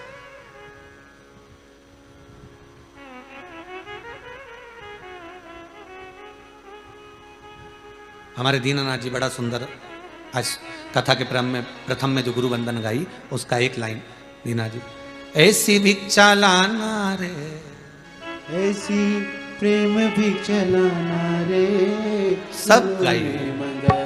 ऐसी प्रेम भिक्षा लाना रे, गुरु ने मंगाई, गुरु ने मंगाई, सतगुरु ने मंगाई, गुरु ने मंगाई, सतगुरु ने मंगाई। पहली भिक्षा जो जल की लाना, पहली भिक्षा जो जल की लाना, नदी नाले के पास न जाना। गुरु के शब्द को सुनिए, भिक्षा लेने भेज रहा है, जल क्या लेने भेज रहा है कि जल की भिक्षा लाना, और शब्द सुनना, नदी नाले के पास न जाना। गुरु के शब्द जानिए कैसा, गुरु को पहचानिए जीवन में। एक तरफ गुरु कह रहा है कि जल की भिक्षा लेकर आ, और दूसरी तरफ गुरु पुत्र का भाव व्यक्त कर कहता है कि नदी नाले के पास ना जाना। नदी नाले के पास न जाना, गोवा बावड़ी को छोड़ के आना। जल भरे तो कुआं बावड़ी को भी छोड़ाना। अब भिक्षा लेने गुरु भेज रहा है कि जल की भिक्षा लाना, नदी नाले के पास मत जाना, कुआं बावड़ी छोड़कर, कुआं बावड़ी को छोड़ के आना, कुआं बावड़ी को छोड़ के आना। ओ ऐसी गगरी भर के लाना, गुरु ने मंगाई, ऐसी गगरी भर के लाना रे, गुरु ने मंगाई। ऐसी प्रेम भिक्षा लाना रे, गुरु ने मंगाई। ऐसी प्रेम भिक्षा लाना रे, गुरु ने मंगाई। विचार करिए, जल लेने भेज रहा है, कुआं बावड़ी के पास मत जाना, जलाशय के पास मत जाना, ऐसी गगरी भर के लाना रे, गुरु ने मंगाई। अब कैसे भरेगा, अब कैसे भरेगा? तो महाराज गुरु के शब्द को पहचान गया कि मैं वन में जा रहा हूँ, अज्ञानता से मैं अज्ञानता का एक कलश लेकर जा रहा हूँ। बहुत सारे कुएं भी मिलेंगे, बावड़ी भी मिलेगी, जलाशय भी मिलेंगे। कई लोग राजा परीक्षित को जब श्राप लगा कि 7वें दिन तेरे प्राण छूटने वाले हैं, परेशानियां हैं, कौन ने कहा? वो सब भगवान शमीक बाबा, श्रृंगी ऋषि का श्राप लगा है, तुम्हारे को 7 दिन बाद प्राण छूटने वाले हैं। सतगुरु ने बस यही इसी भजन पर लाकर छोड़ दिया था, इसी भजन की कथा। पहली भिक्षा जल की लाना, कृतांत अवश्य नदी सरोवर पास न जाना, के बाद कुआं बावड़ी छोड़ कर आना, ऐसी गगरी भर के लाना रे गुरु ने मंगाई, ऐसी गगरी भर के लाना रे गुरु ने मंगाई, ऐसी प्रेम भिक्षा लाना रे गुरु ने मंगाई, ऐसी प्रेम भिक्षा लाना रे गुरु ने मंगाई, गुरु ने मंगाई मेरे गुरु ने मंगाई, गुरु आना ऐसी गगरी भर के लाना रे गुरु ने मंगाई, ऐसी गगरी भर के लाना रे गुरु ने मंगाई, ऐसी प्रेम भिक्षा लाना रे गुरु ने मंगाई, ऐसी प्रेम भिक्षा लाना रे गुरु ने मंगाई, गुरु ने मंगाई मेरे गुरु ने मंगाई, गुरु ने मंगाई मेरे गुरु ने मंगाई, गुरु ने मंगाई मेरे गुरु ने मंगाई, गुरु ने मंगाई मेरे गुरु ने मंगाई, प्रेम भिक्षा लाना रे गुरु ने मंगाई, ऐसी प्रेम भिक्षा लाना रे गुरु ने मंगाई। अब राजा परीक्षित के साथ वही हुआ। और क्या हो रहा है? 7 दिन बाद तेरे प्राण छूट जाएंगे, बचना हो तो बच ले। गुरु कह रहा है जब मरने ही वाला है तो फिर बचने के लिए क्या रह गया? विचार करिए जरा, अगर मरने ही वाला है 7 दिन में, बचने के लिए क्या रह गया? यह शब्द याद कर लो, पूरी भागवत आ जाएगी सामने। जाना, नदी तालाब पड़ेगा, पास मत जाना, कुआं बावड़ी मत मिलेगी, उससे मत भरना, और झाड़ी भर कर लेकर आना। अर्थात परीक्षित जब तू जाएगा, बीच में बहुत सारे तालाब पड़ेंगे। कोई कहेगा हम तुमसे यज्ञ करवा देते, कोई कहेगा तुमसे अनुष्ठान करवा देते, हम तुमसे ऐसा करवा देंगे कि तुम्हारे प्राण नहीं छूटेंगे, कोई कहेगा हम तुम्हारे मंत्र करवा देंगे, कोई कहेगा हम तुमसे यह करवा देंगे। कितने मिले थे? 300 ऋषि मिले थे राजा परीक्षित को बन जाते समय। सब दूर घूम लिया, कुएं बावड़ी ढेर मिले, कुएं बावड़ी छोड़ के आना, कुआं बावड़ी को छोड़ के आना, नदी नाले के पास न जाना, नदी नाले के पास न जाना, गगरी भर के लाना रे गुरु ने मंगाई, ऐसी गगरी भर के लाना रे गुरु ने मंगाई, ऐसी प्रेम भिक्षा लाना रे गुरु ने मंगाई, ऐसी प्रेम भिक्षा लाना रे गुरु ने मंगाई। एक गुरु भेज रहा है, कितने मिले? 300 ऋषि। मत ला, ऐसों का साथ मत करना। नदी नाले से तो दुनिया भरती है, कुएं बावड़ी से तो दुनिया भरती है। ऐसी गगरी भर के लाना रे गुरु ने मंगाई, ऐसी गगरी भर के लाना रे गुरु ने अब मंगाई। राजा परीक्षित के सामने शुक्र तीर्थ में बड़ के पेड़ के नीचे गंगा का स्नान करते हुए सुखदेव जी महाराज मिल गए।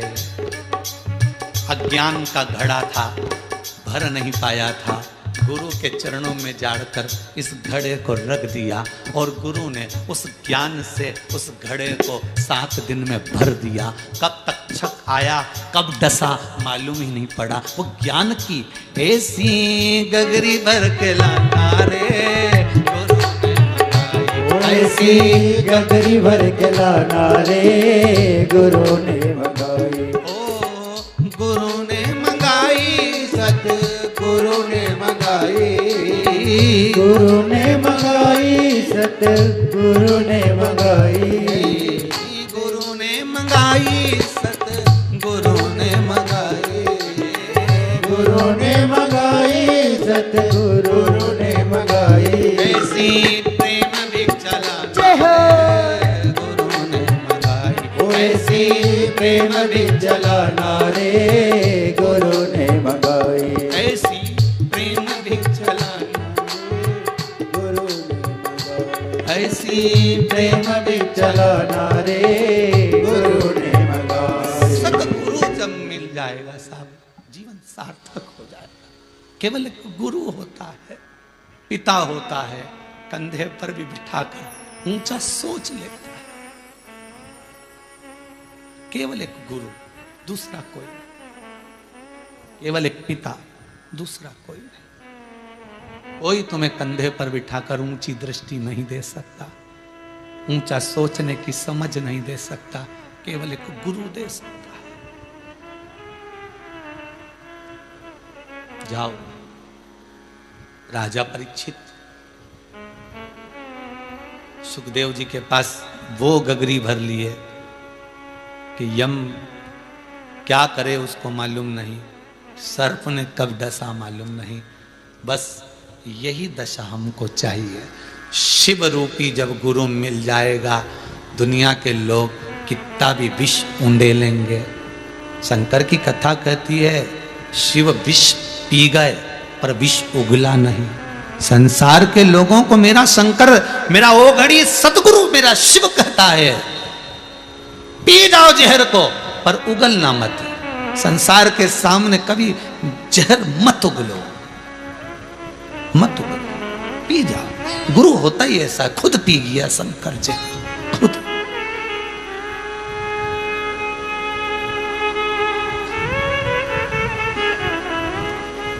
सतगुरु का ध्यान, स्मरण, कोई अच्छा गुरु मिल जाए जीवन में तो आपकी सार्थकता होगी साहब। मैंने जिस गुरु से गुरु मंत्र लिया, मैं कहूंगा मुझे धोती बांधना भी नहीं आती थी। मेरे गुरु ने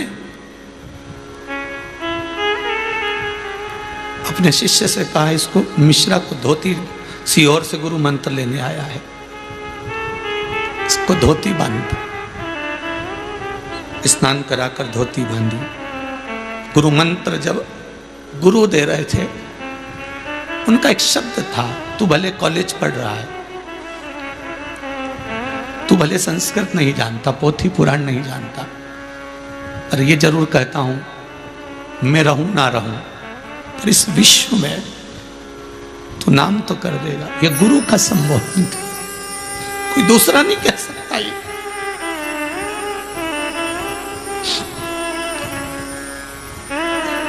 बहुत तपाता है गुरु, सोने को तपाएगा तब तो निखरेगा वो।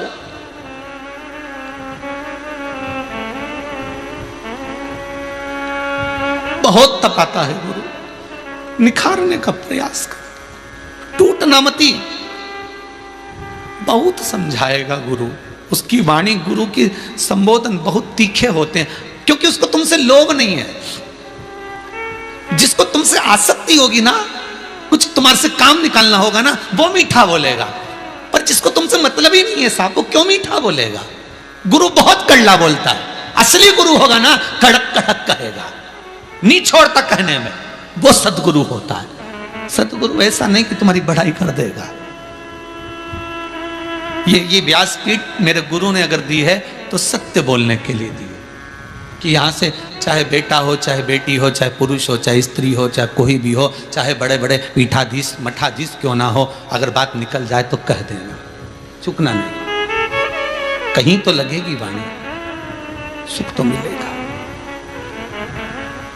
ऐसी प्रेम भिक्षा लाना रे गुरु ने मंगाई, ऐसी प्रेम भिक्षा लाना रे गुरु ने लगाई, ऐसी प्रेम भिक्षा लाना रे गुरु ने मंगाई, गुरु ने मंगाई, सतगुरु ने मंगाई, गुरु ने मंगाई, सतगुरु ने मंगाई, ऐसी प्रेम भिक्षा लाना रे गुरु ने मंगाई, ऐसी प्रेम भिक्षा लाना रे गुरु ने मंगाई। दीनानाथ जी दूसरा अंतर है। दूसरी भिक्षा जो माला लाना, दूसरी भिक्षा जो माला लाना, दूसरी भिक्षा जो माला लाना, दूसरी भिक्षा जो माला लाना, बाग बगीचे के पास न जाना, बाग बगीचे के पास न जाना, फुलवारी को छोड़ के आना, फुलवारी को छोड़ के आना। गुरु माला मंगवा रहा है, बाग बगीचे जाना नहीं है, फुलवारी को फूल को छूना नहीं है और माला लेकर आना।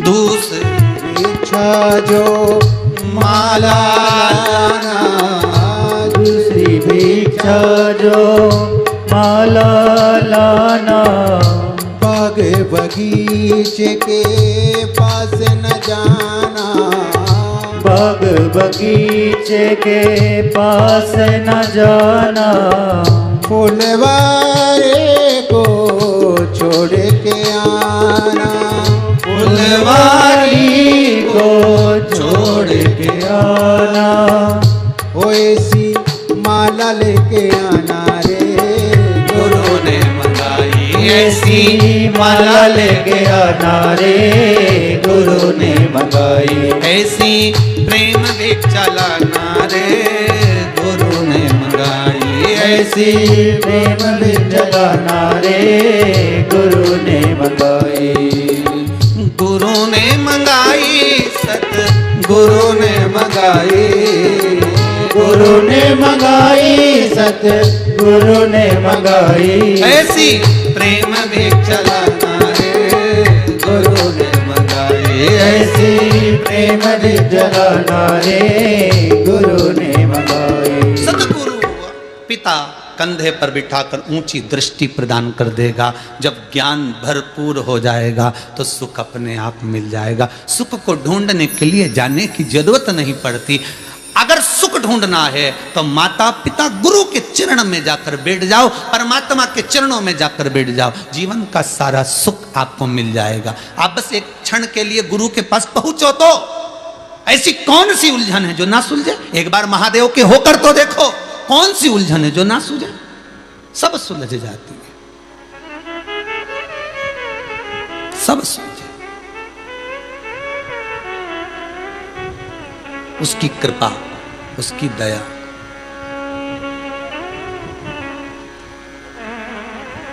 जिसके सिर पर गुरु का हाथ हो जीवन में वो कभी नहीं भटक सकता। माता पिता गुरु बहुत प्रभावित।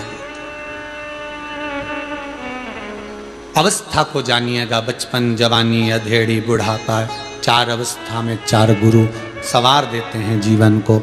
शिव महापुराण की कथा कहती है कोई सदगुरु ही शायद गजासुर को मिला होगा। शिव महापुराण में एक गजासुर की कथा आती है। वो गजासुर जो उपद्री था, उपद्री,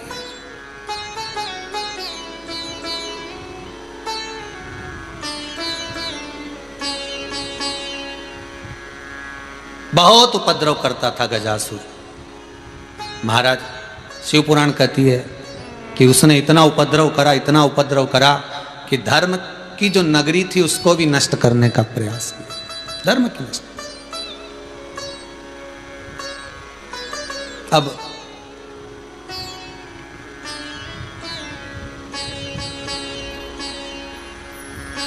पशु की योनि थी उसकी, गजासुर। रूप रख लेता था कभी कभी मनुष्य का, कभी देवताओं का भी रूप रख लेता था। जिस रूप को रखता था उस रूप के अनुकूल कुछ ना कुछ काम कर गया था। दुनिया में गजासुर जैसे ढेर सारे पड़े हैं। समय समय पे ये भी रूप बदल लेते हैं, दिखने के कुछ होते हैं, पीछे से कुछ होते हैं। इतना तो गिरगिट भी रंग नहीं बदलता होगा जितने मनुष्य रंग बदल लेते हैं। कब बदल ले कोई भरोसा नहीं।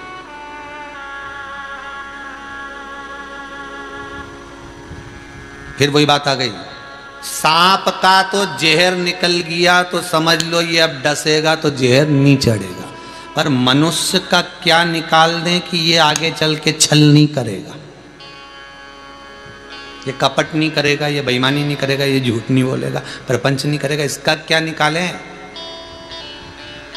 सांप का तो जहर निकाल लोगे तो सुधर गया बेचारा है, पर इसका क्या निकालें कि ये सुधरे।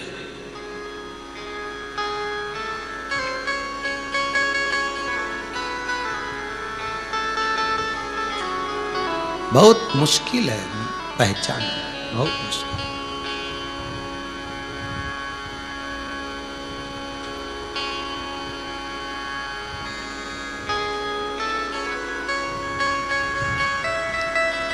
रामेश्वर लाल जी, श्रीमती सोवन देवी जी बांगड़, राजेश जी बिनाका जी बांगड़, आप सिडनी ऑस्ट्रेलिया में रह रहे हो। हमको तो ये नहीं मालूम कि वहाँ के लोग कैसे हैं, पर मुझे लगता है जहाँ के भी होंगे ऐसे ही होंगे जैसे है। आँख भी दो ही होगी, नाक भी बढ़िया होगी, भी होगा, गोरा चेहरा भी होगा, शरीर भी बढ़िया होगा, कपड़े भी हमारे जैसे ही होंगे तुम्हारे ऑस्ट्रेलिया में। पर सब कुछ इसके बल पर तो नहीं चल सकता। नहीं, भगवान को क्या चाहिए? निर्मल मन सो मोहि पावा, मोहि छल छिद्र कपट ना भावा। भगवान को तुम्हारे कपड़ों से मतलब नहीं है। फिर वही वाली बात आ गई, हम कौन से कलर के कपड़े पहने कि हम भगवान को रिझा लें। शिव पुराण कहती है भगवान को पाने के लिए कपड़ा नहीं बदलना है, भगवान को पाने के लिए कलेजा बदलना। कहीं पर भी रह लो मनुष्य एक जैसा ही रहेगा, कहीं पर भी रह लो भीतर का भाव भी वैसा ही रहेगा। वो तो परमात्मा किसी के भीतर परमात्मा भक्ति का बीज अंकुरित करता है, तब जाकर वो रिमोट हाथ में रखकर आस्था चैनल सुनता है, तब सुन पाता है, तब स्मरण कर पाता है। भक्ति का बीज जब स्फुट, भक्ति का बीज जब अंकुरित हो तब कथा सुने, तब आनंद।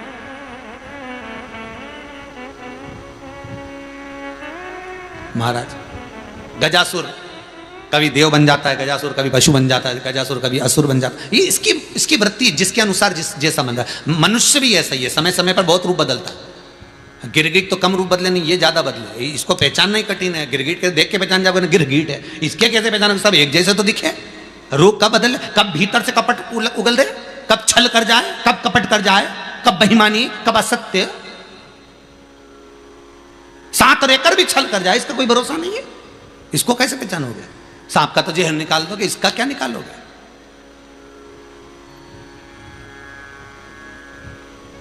अब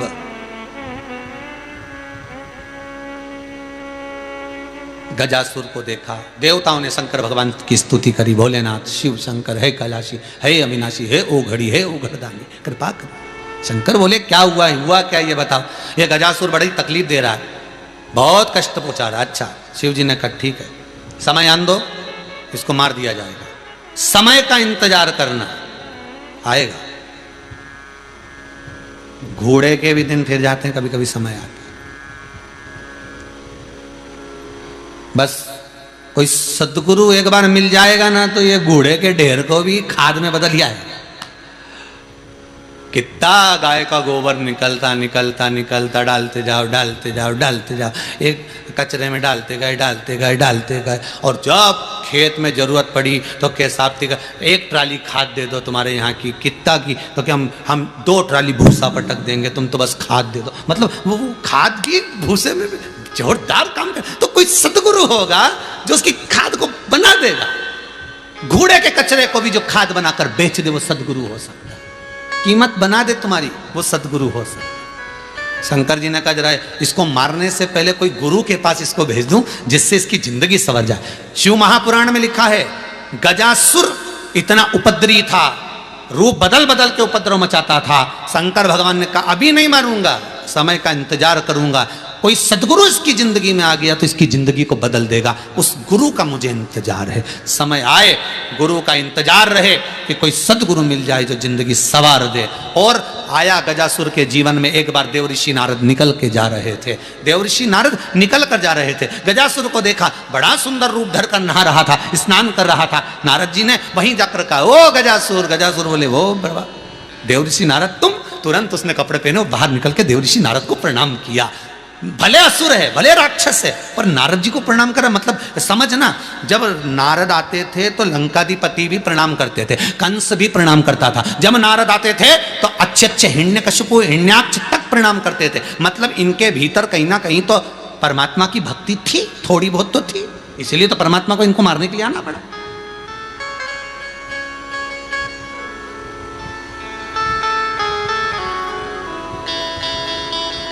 तो परमात्मा। अब देवऋषि नारद ने कहा गजासुर हमें तुमसे बात करनी, बोलिए। देवऋषि नारद और मुझसे बात करने के लिए आए, बड़ी गजब की बात है। ऐसा क्या हो गया, ऐसा क्या हुआ? नारद जी बोले कहां इधर उधर भटकता रहता है, कभी कभी तो भगवान का नाम भी ले लिया कर।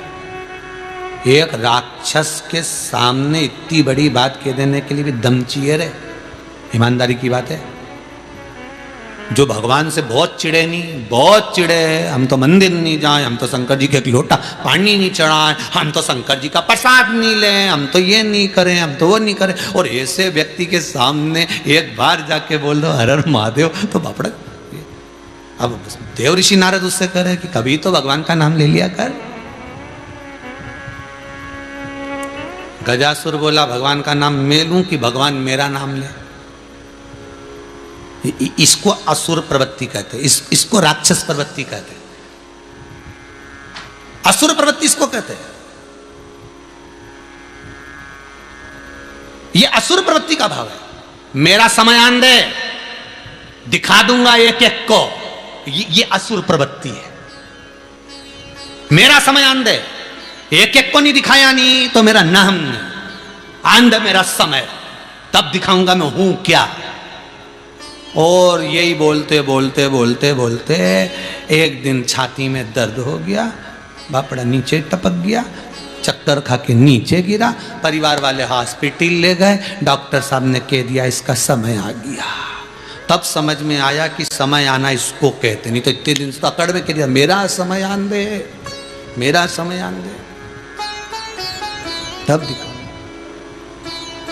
असुर प्रवृत्ति में यही भाव आ जाता है। असुर प्रवृत्ति क्या कहती है? गजासुर ने कहा मैं काय को भगवान का नाम दूं, भगवान मेरा नाम ले। असुर प्रवृत्ति यही होती है, मैं काय को मंदिर जाऊं, मेरे पास कौन सी कमी पड़ रही है, मैं क्यों गिरिराज परिक्रमा जाऊं, मैं क्यों कैलाश जाऊं, मैं क्यों केदारनाथ जाऊं, मैं क्यों महाकाल जाऊं, मैं क्यों ओमकारेश्वर जाऊं, मुझे क्या करना, मैं काय को शिव पुराण सुनूं, मुझे क्या करना। ठीक है, मैं किसी के यहां क्यों जाऊं, लोग मेरे यहां हैं, मैं क्यों जाऊं। ठीक है,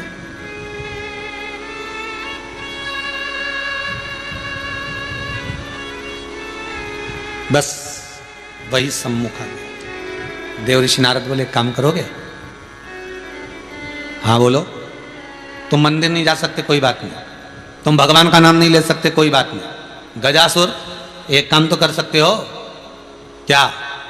मान लो तुम्हारे प्राण छूटे तो अंतिम समय में प्राण जब छूटे, भगवान तुम्हें लेने के लिए आए, यमराज तुम्हें बंदी बनाने के लिए आए, तब तुम एक बात तो कह सकते हो कि भगवान इतनी कृपा जरूर कर देना कि मेरी जो चमड़ी है, मेरा जो शरीर है, इसकी जो खाल है, ये खाल आप अपने पास रख लो, भले तुम आसन बना लेना, भले तुम तन पे लपेट लेना, भले तुम कुछ भी करो, पर मेरी जो चर्म है, मेरी जो खाल है, वो तुम्हारे पास रख लो। इतना तो कर सकते हो। गजासुर बोले हाँ इतना तो कर सकते हैं, मर ही रहे हैं तो इतना सा बोलने में क्या जा रही है। अब यही बात है, मर ही रहे हो तो राम बोलने में क्या जा रही है, बोल लोगे तो तर जाओगे, बस अंतर इतना सा। बस राम बोले और परम धाम मिला, कृष्ण बोले परम धाम मिला। अंतिम समय में राम ही तो सारे।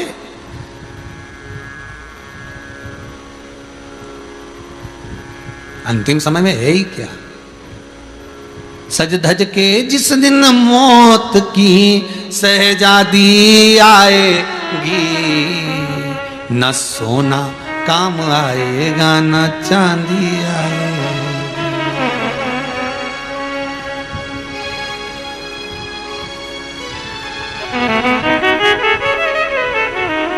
छोटा सा तू कितने बड़े अरमान हैं तेरे, मट्टी का तू सोने जैसे मान है तेरे।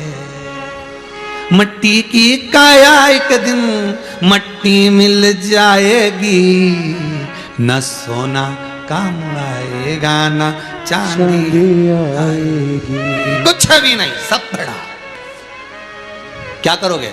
गजासुर को देवऋषि नारद ज्ञान दे रहे हैं। देखो गुरु मिलता है तो हमेशा अच्छी ही बात कहेगा, गुरु कभी गलत मार्ग पर नहीं ले जाएगा। हाँ, कहीं कहीं के बहुत सारे ऐसे भी गुरु मिलेंगे जो तुम्हें गलत मार्ग पर ले जाएंगे। आओ हमारे पास बैठो, थोड़ी देर बैठ के फिर हमारे पास में सुट्टी लगा लो, थोड़ी देर हमारे पास में बैठो, फिर ऐसा कर लो शंकर जी का प्रसाद है, लगाओ दम।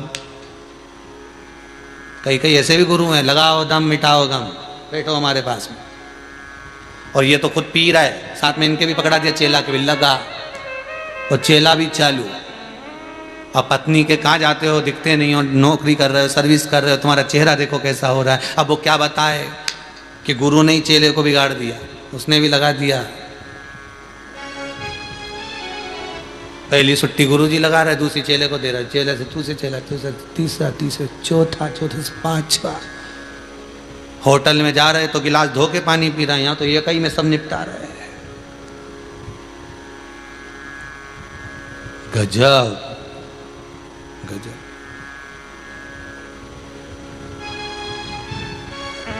अब देवऋषि नारद मिल गए, कोई सा अच्छा गुरु मिले ना तो अच्छा मार्ग मिल जाता है। गुरु मिलन से सुख है, गुरु बिछड़न से दुख। मिल गया मार्ग, नारद जी ने कह दिया मरो तब इतना जरूर करना कि अपनी ये जो खाल रहे ना, चर्म रहे, उस समय गजासुर तुम अपनी खाल भगवान को दे देना। जो भी लेने आए ना, मरते समय जो भी आए उसको दे देना, समर्पित कर देना। ये मत सोचना कि भगवान को दूंगा कि देवता को दूंगा कि राक्षस को, तुम तो जो आए लेने अंतिम समय में बस दे देना, ठीक है। देवताओं ने शंकर भगवान से कहा, शंकर भगवान ने कब समय आ गया। शिव इंतजार करता है समय का, शंकर इंतजार करता है कि पल आन दो, घड़ी आन दो, समय आन दो, मैं देख लूंगा उसमें। बस समय का इंतजार कर रहा है, समय का। भगवान चाहता है तुम्हारा भी दिन पलटना कि इतना दुखी होकर मेरे पास आया है, कुबेरेश्वर धाम में आया है, इसको ये तकलीफ है, इसको ये कष्ट है। महाकाल आया है, ओमकारेश्वर आया है, विनती करने आया है। नवरात्रे चालू हुए हैं, गुप्त नवरात्रे, रोज शाम के समय फूल चढ़ाने आ रहा है। भगवान को मालूम है तुम्हारा दुख, भगवान इंतजार करता है कि वो समय, वो पल, वो घड़ी आन दो, मैं तुरंत पलट दूंगा। और पलट दिया भगवान। देवऋषि नारद मिले, गजासुर को ज्ञान दिया। अंतिम समय में भगवान शंकर गजासुर के प्राणों को हरने के लिए आ गए। गजासुर के साथ में युद्ध हुआ। जैसे ही गजासुर के प्राण छूटने वाले थे और गजासुर हाथ जोड़कर बोला, नाथ कृपा कर दो, मरने से पहले मेरी अंतिम इच्छा पूरी कर दो। शंकर भगवान ने पूछा क्या, तो कि मेरी चर्म को, मेरी खाल को आप रख लो, भले आसन बनाना चाहे तन पर लपेट लेना। शिव जी के तन पर जो खाल लपेटी हुई होती है, वो जो मृगछाला दिखती है, जो खाल नजर आती है, जो वस्त्र नजर आता है, वो गजासुर का चर्म है। राक्षस मरते मरते भी अपना एक गिफ्ट देगी, लो साहब ये रखो।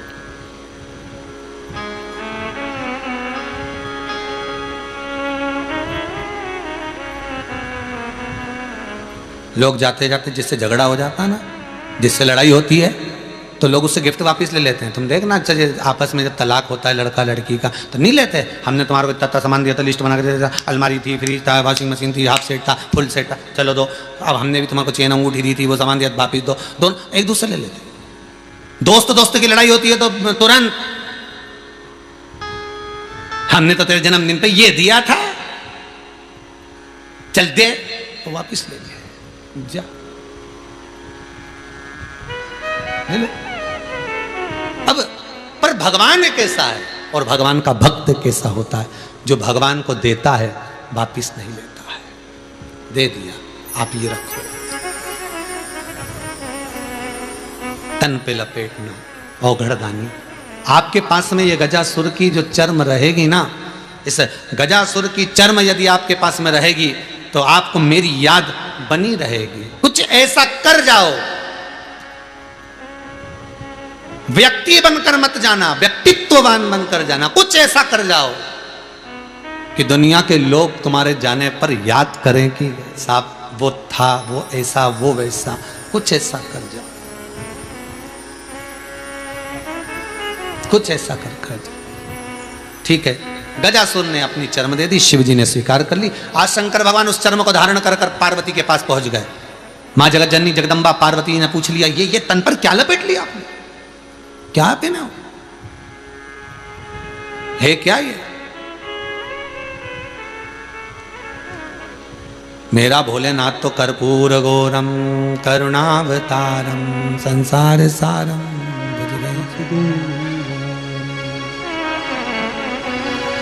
और आज चर्म लपेटे हुए, किसकी खाल लपेट के आ गए आप? किसका वस्त्र है ये? शिवजी कहते हैं यह साधारण नहीं है। इसने मरने से पहले देव ऋषि नारद की शरणागति ले ली थी, गुरु मंत्र ले लिया था, और उस गुरु मंत्र के बल पर इसने अपना जीवन, मृत्यु के समय पर अपनी खाल मुझे दे दी है। यही कथा श्रीमद् भागवत में भी मिलती है। भीष्म पितामह के जब प्राण छूट रहे थे, भगवान कृष्ण ने पूछा था, आप अपने प्राणों को क्यों नहीं छोड़ रहे, क्या कारण है? तो पितामह ने कहा था, मैं क्या करूं, मेरी बेटी कुंवारी है, जब तक उसकी शादी नहीं कर देता तब तक बाप कैसे मर सकता है? कृष्ण ने पूछा, तुम्हारी बेटी कौन सी कुंवारी है? भीष्म पितामह कहते हैं, मेरी मन रूपी बुद्धि रूपी बेटी का विवाह मैं आपके साथ करना चाहता हूं। ये बुद्धि जब आप में लग जाएगी, ये मन जब आप में लग जाएगा, तब बाप अपने प्राणों को छोड़ सकता है। बेटी को कुंवारी कैसे छोड़ जाए?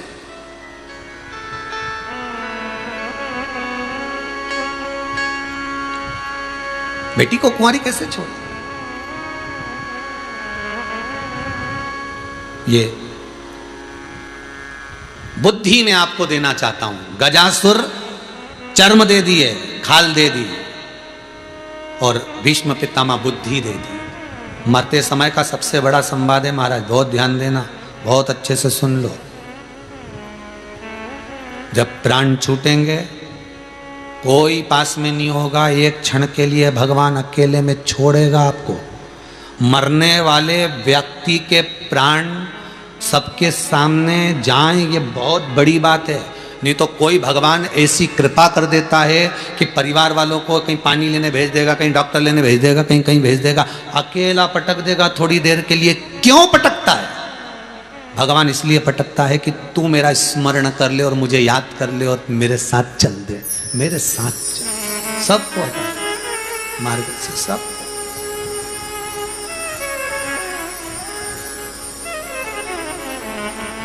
सबको हटा के भगवान लेकर जाते हैं, आसक्तियों से छुड़ाकर। जब तन में उठेगी ज्वाला, कोई पास न आने वाला, भक्तों की सुन के पुकार रे, तू नंदी लेकर आ जा, मेरे दीन बंधु भगवान रे, भक्तों की सुनकर आ जा। बस इतनी कृपा करना, अंतिम समय हो, अंतिम पल, अंतिम घड़ी, अंतिम क्षण हो, तेरी याद रहे, बस और कुछ नहीं। शंकर अवगढ़ दानी को अंतिम बिंदु में याद कर कर कुछ ऐसा शिव को दे दो कि शंकर को भी याद रहे कि मेरा भगत था जो मुझे कुछ देख कर गया। गजासुर ने अपनी खाल, अपने तन का चर्म, अपने तन की चमड़ी तक को दान दे दिया। शंकर आपके पास रखो। पार्वती जी पूछ रही है, क्या लेकर आ गया, ये क्या लाए हो? भगवान कहते हैं, मेरे भक्त ने दी, मेरे भक्त ने दी। छोड़ता कैसे? तन पर धारण कर लिया। शिव ऐसा कौन भगत है जिसकी कोई वस्तु ना धारण करते? दिल से देव तो सब कुछ लिया जाता है। मैंने तो 5,000 रुपए का मंदिर में घंटा लगवाया। के दोगे तो शंकर घंटी भी नहीं लेता, भगवान के रख ले, तेरा घंटा तेरे पास, घंटी तेरे पास। हाँ, दिल से अगर दोगे तो भगवान ले लेगा। दिल से दिया हुआ कुछ भी उपहार होगा वो लिया जाएगा, उसकी कीमत नहीं देखी जाएगी।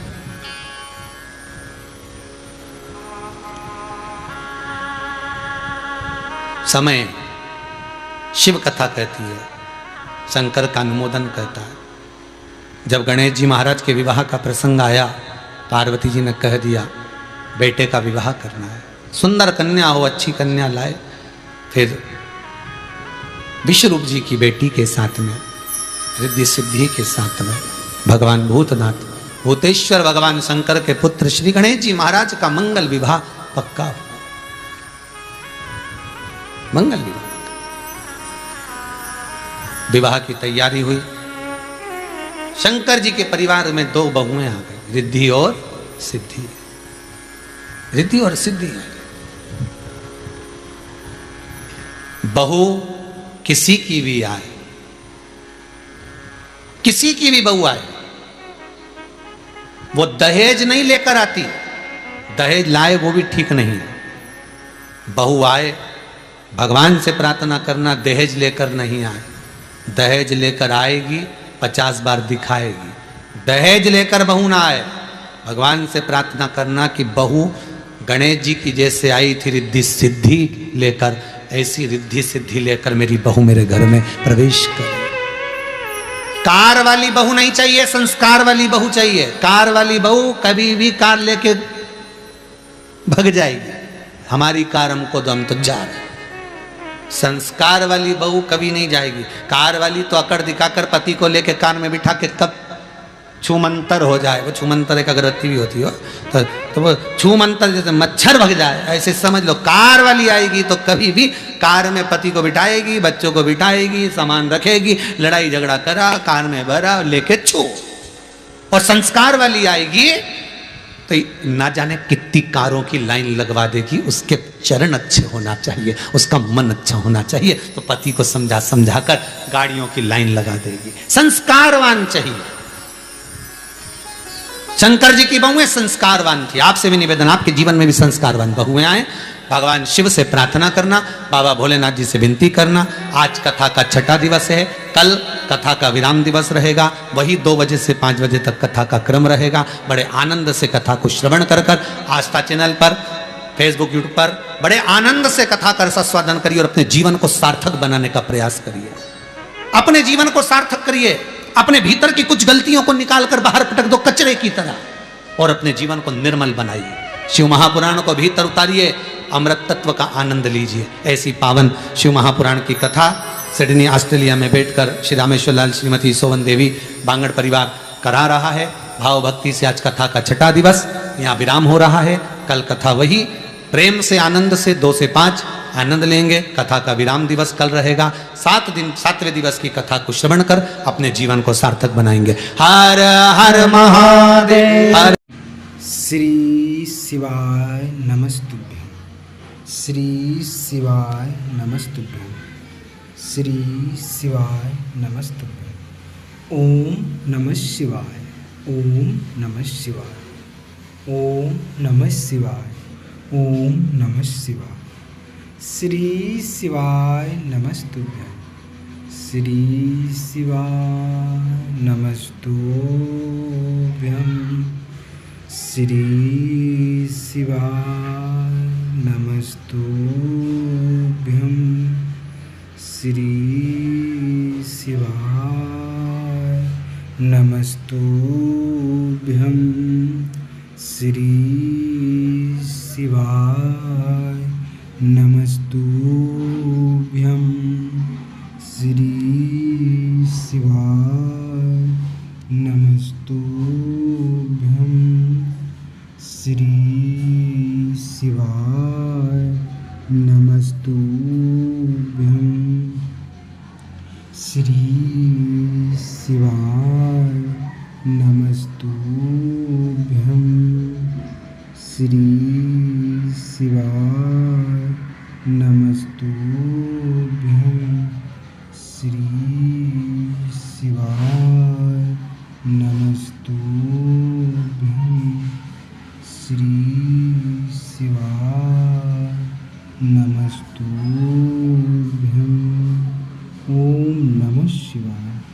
हम लोगों को श्री शिवाय नमस्तुभ्यं का जाप करने से हम लोगों के जीवन में जितने भी दुख हैं वो सब भगवान शंकर समाप्त कर देते हैं।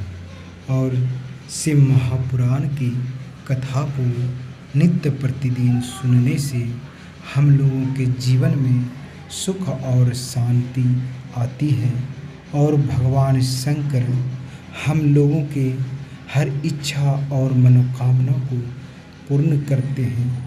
बस भगवान शंकर के शिव महापुराण की कथा को हम लोग सच्चे दिल से अगर श्रवण करते हैं तो हम लोगों को किसी भी तरह का भगवान शंकर कोई दुख और विपत्ति हमारे जीवन में नहीं आने देते हैं।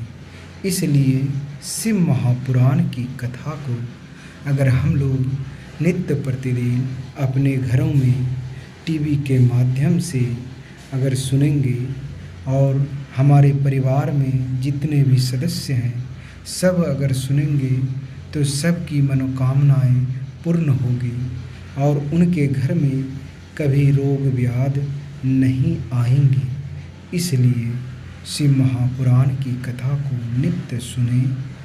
हर हर महादेव।